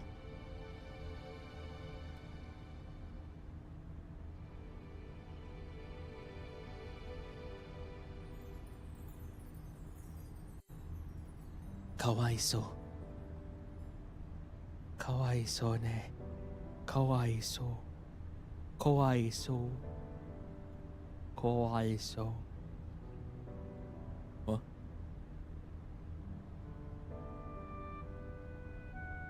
Another day. Another idol pose. Another day. This always happens. Again and again. I always have to do this.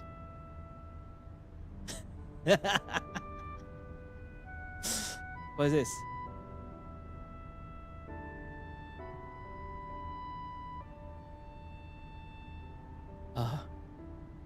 Peace, but at what cost?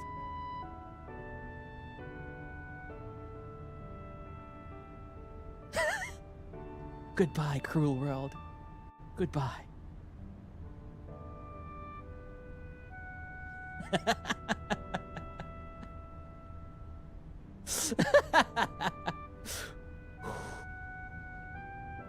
He was a fairy.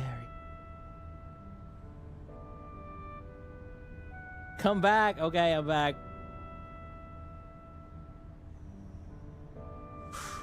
Oh, hi there. Fancy meeting you here in the sky. Are you having a fun time? I hope you are.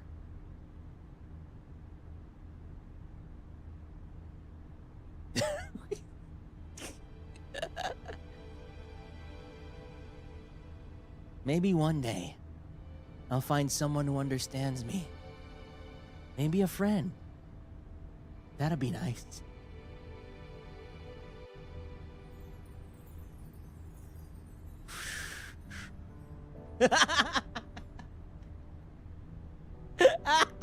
Why is this so, why does it look so good?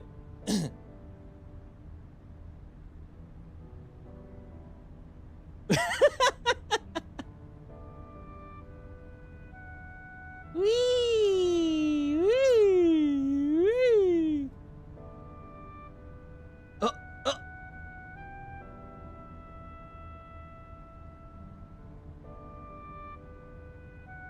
POV. POV your lowest lane.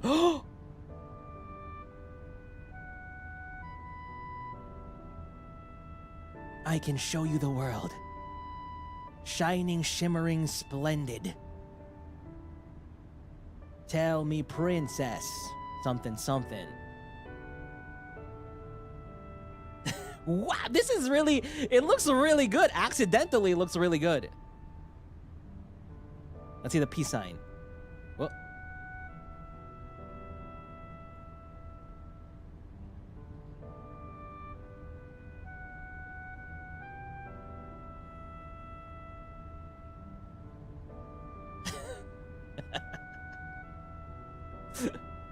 Okay, how about this?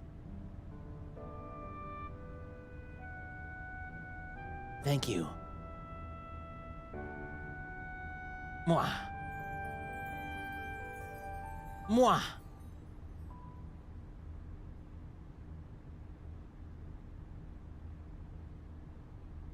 Goodbye. Sayonara. Goodbye. It's time for me to go.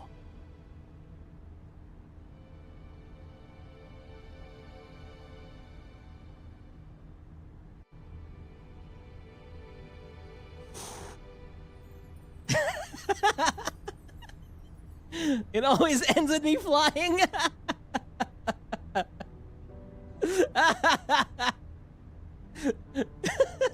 There he goes. Damn, I need something Superman related soon because of this. I keep flying away. Kabedon. Kabedon in the skies? Let's do it.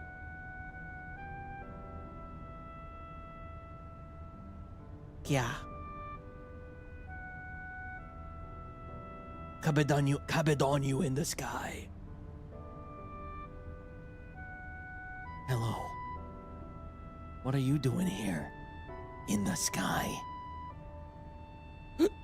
Are you my enemy? I'm angry. I'm so angry! What about this? I'm a top. That's what tops do, right? That's what tops do. Give a present. Give a present. You want a present? There it is! There it is. Did you like it? Here's my present. You deserve it. Yep. Did you like it?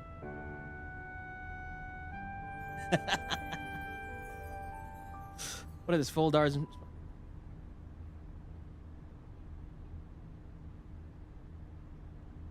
This is so good. Let's take ibuprofen together. Oh, that was ibuprofen pose. You're right.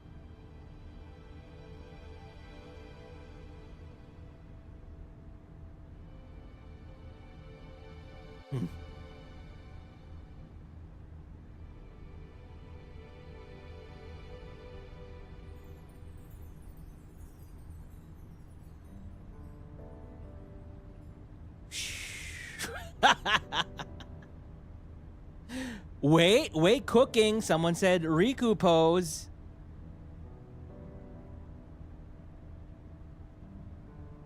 Wait.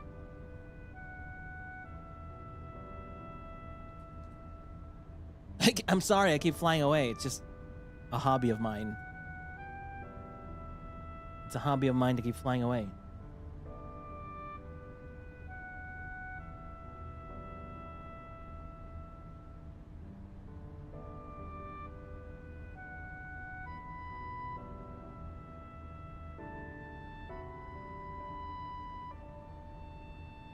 It's sunset. It's sunset, Riku, though. It's sunset.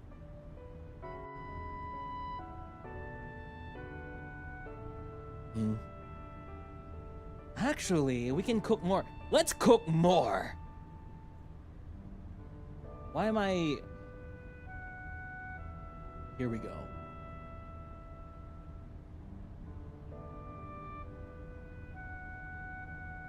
Let's cook.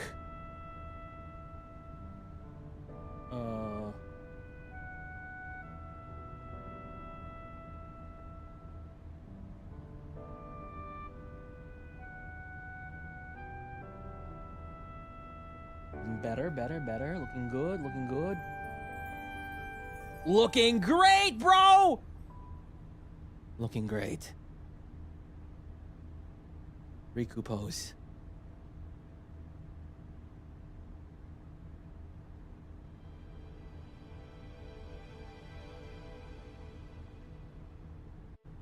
Ooh. Wow.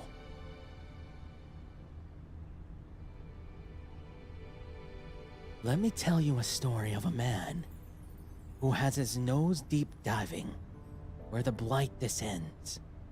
Call him crazy, blind, and whimsical. Defiant, what a waste. It goes one ear out the other. Peace. See you next time.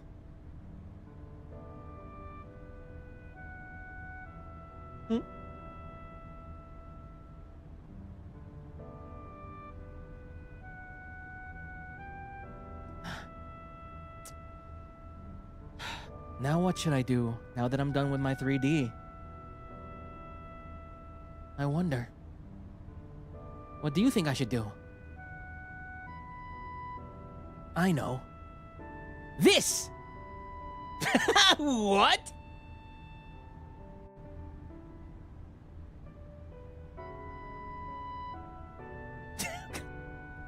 What? Oh, I'm on tonight and my hips don't lie, and I'm starting to feel you, boy.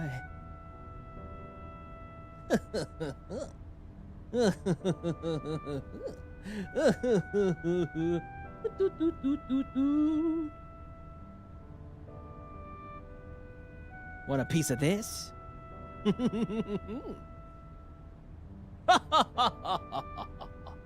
about this? What is this? Oh.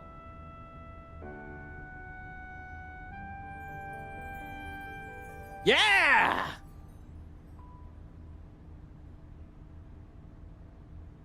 From behind. Let's remove the coat.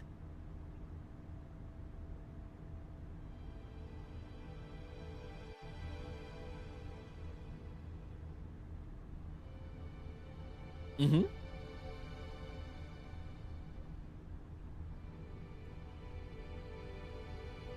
Now we're talking what? If you can borrow his mask? I don't think so. What is this? Fold arms male. Not again. I can't believe they're making me fold arms the male style. Touch glasses?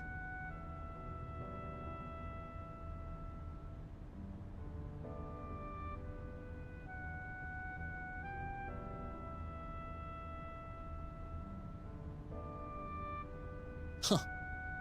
Touching glasses. Where are the glasses? Are the glasses in the room with us right now? No, I'm just looking at my hand. Ooh, look at my fingernails.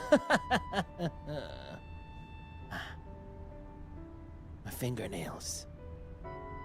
They look good underneath my gloves.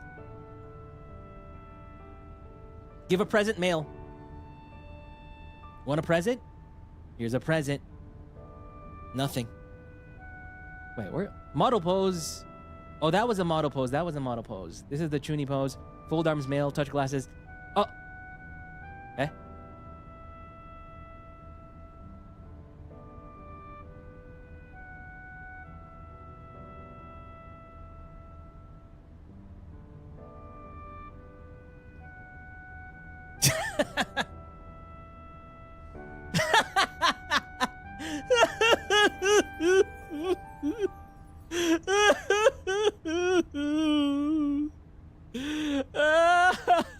Not again. No! Nande mo nayo! Nande mo! Yamete kudasai! Iie, daijoubu desu.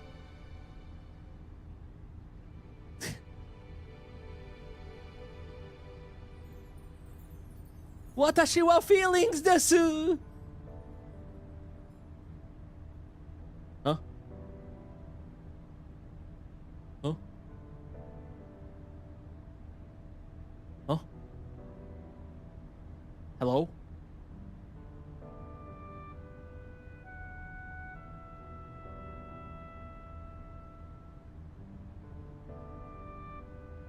What?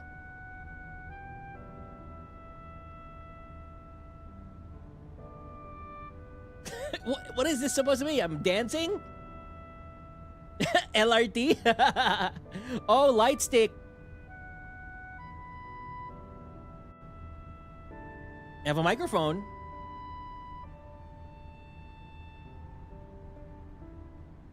Microphone.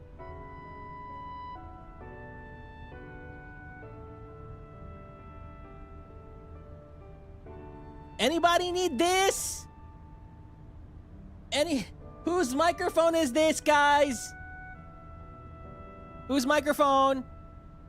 Anybody need a microphone? No? Okay.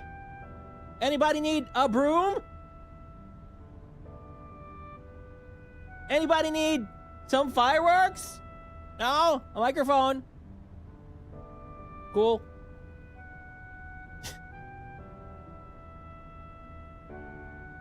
What?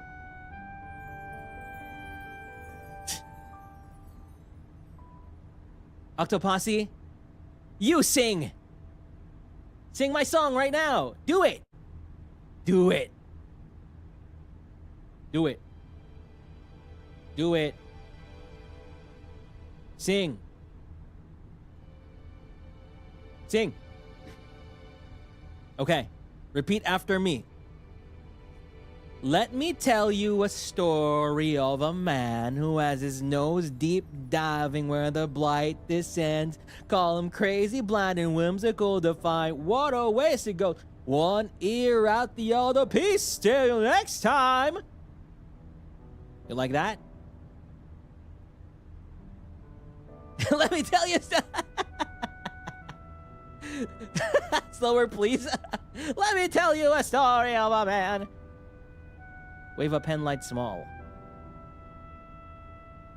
Oh. Oh. Oh. Let me tell you a story of a man as his nose deep diving. Blood the sand, fall away the blood and women. Haha, you can't DMCA me, YouTube. Oh, it's my song. Let me tell you a story of a man who has his nose deep diving where the blood descends. Oh, that's cute. Dun dun dun, 1, 2, buckle my shoe. I'm trying to type it out. No. Hidoya, Hidoya. My Oshi, he's an idol now. Ooh. Oh. He's an idol.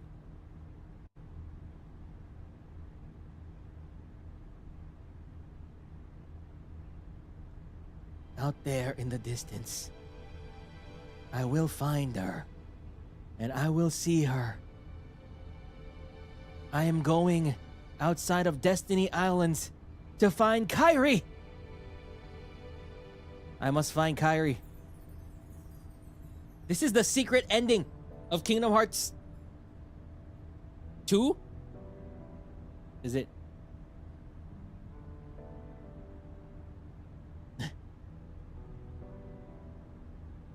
Wow, this is like, you can put the dearly beloved sign here, dearly beloved song. Be careful exploring the worlds. Kaway na naman siya.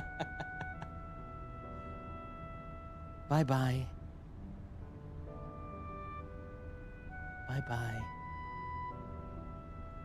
Oh, new waiting room? Damn.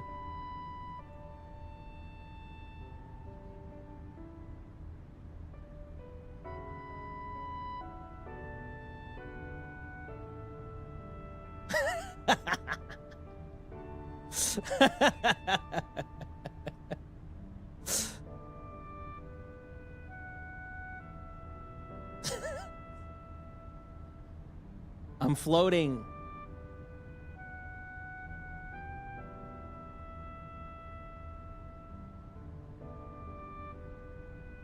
I'm floating. Surfboard. A body. A body. Guys. A body has been discovered. What is this about? Oh! Whoa! Damn, I can cook a lot with this. Bro, I can cook so much with just these things. Jump rope. Bye-bye both hands. Bye-bye. Bye-bye. I'm so sad. Bye-bye. Fan with hand fan? Huh? Huh? Fan with hand fan? Huh?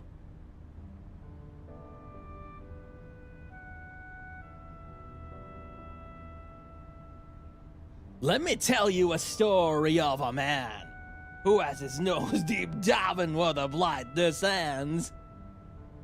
Hear the melodies of a future written in the song this revelation plays.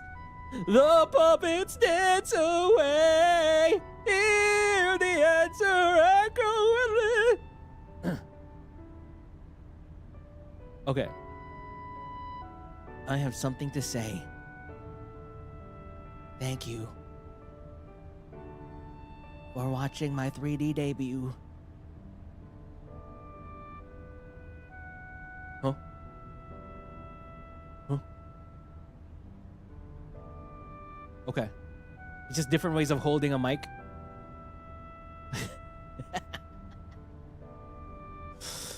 Thank you. Okay. I think that's it for the poses, right? What is this?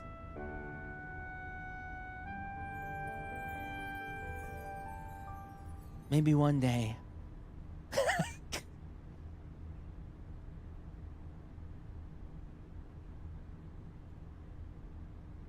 When you walk away.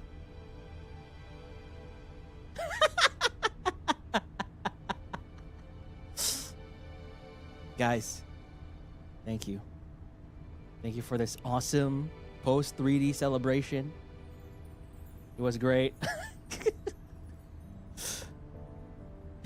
I got crucified. Meow. Wait, give a present, female.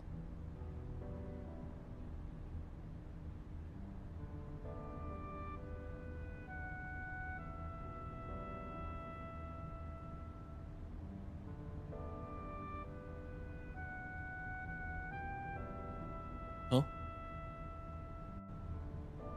Wow, this is like I'm holding the camera.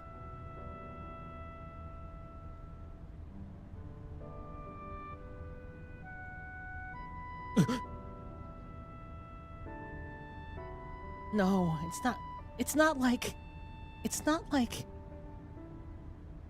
I'm shy or anything. It's just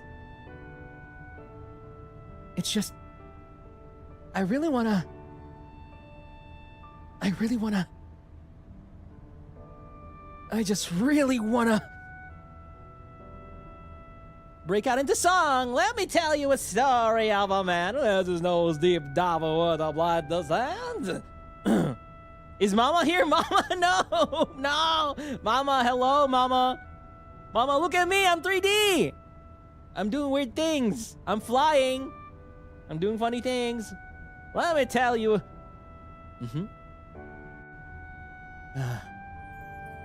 Octoposse. Why are you such freaks? Why can't you just be normal? Like me? Do you see how normal I am? Do you see what I do every day to keep normalcy in this house? Huh? No? You do not appreciate the normalcy that I give you every day? Ah, the absolute worst. That's the absolute worst feeling in the world. In fact, maybe not actually. Maybe it's pretty good. It seems good. Maybe. But no. No. I just want everyone to be normal.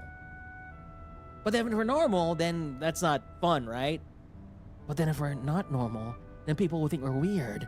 And people will be like, I don't want to be friends with Octavio anymore. But then, only cool people can be my friend. But are they really cool if they only like me if I'm weird? Or the cool people are the ones who like me when I'm normal? Or when I'm weird? Or when I'm normal? When I'm weird? I don't know. It's so hard to think.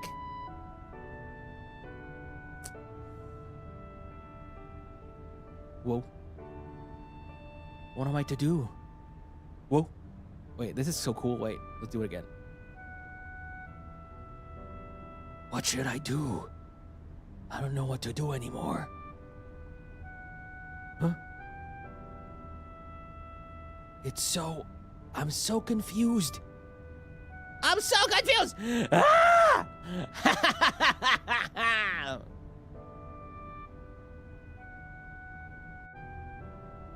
I'm sorry, guys.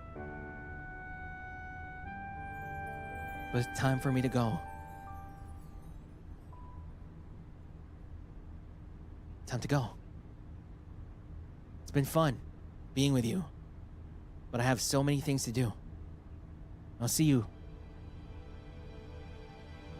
See you when I see you.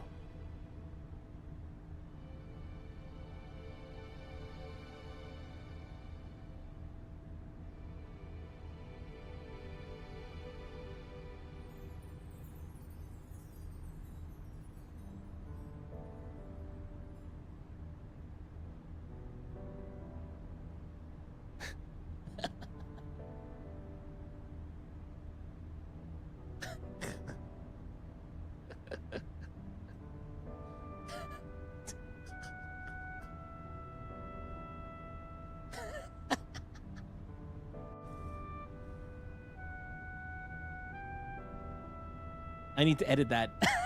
I need to edit that. Right, we need to edit that together. Bro, this is how I cook.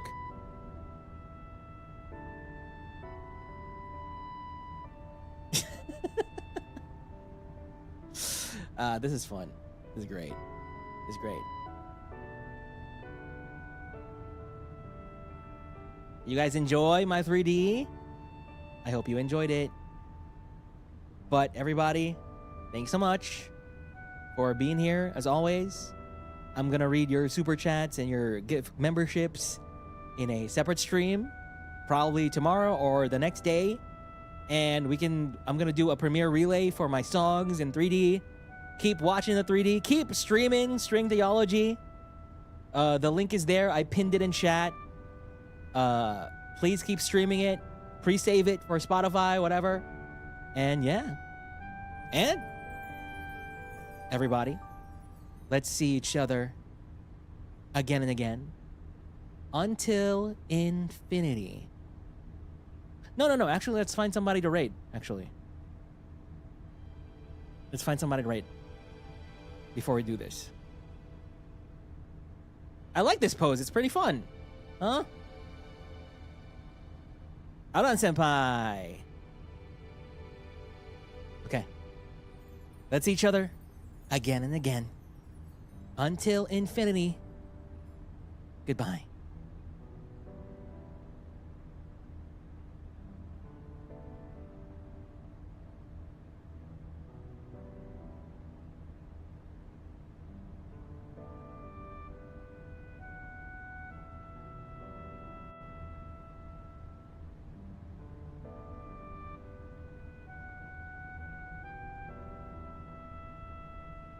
Just kidding, let me control you.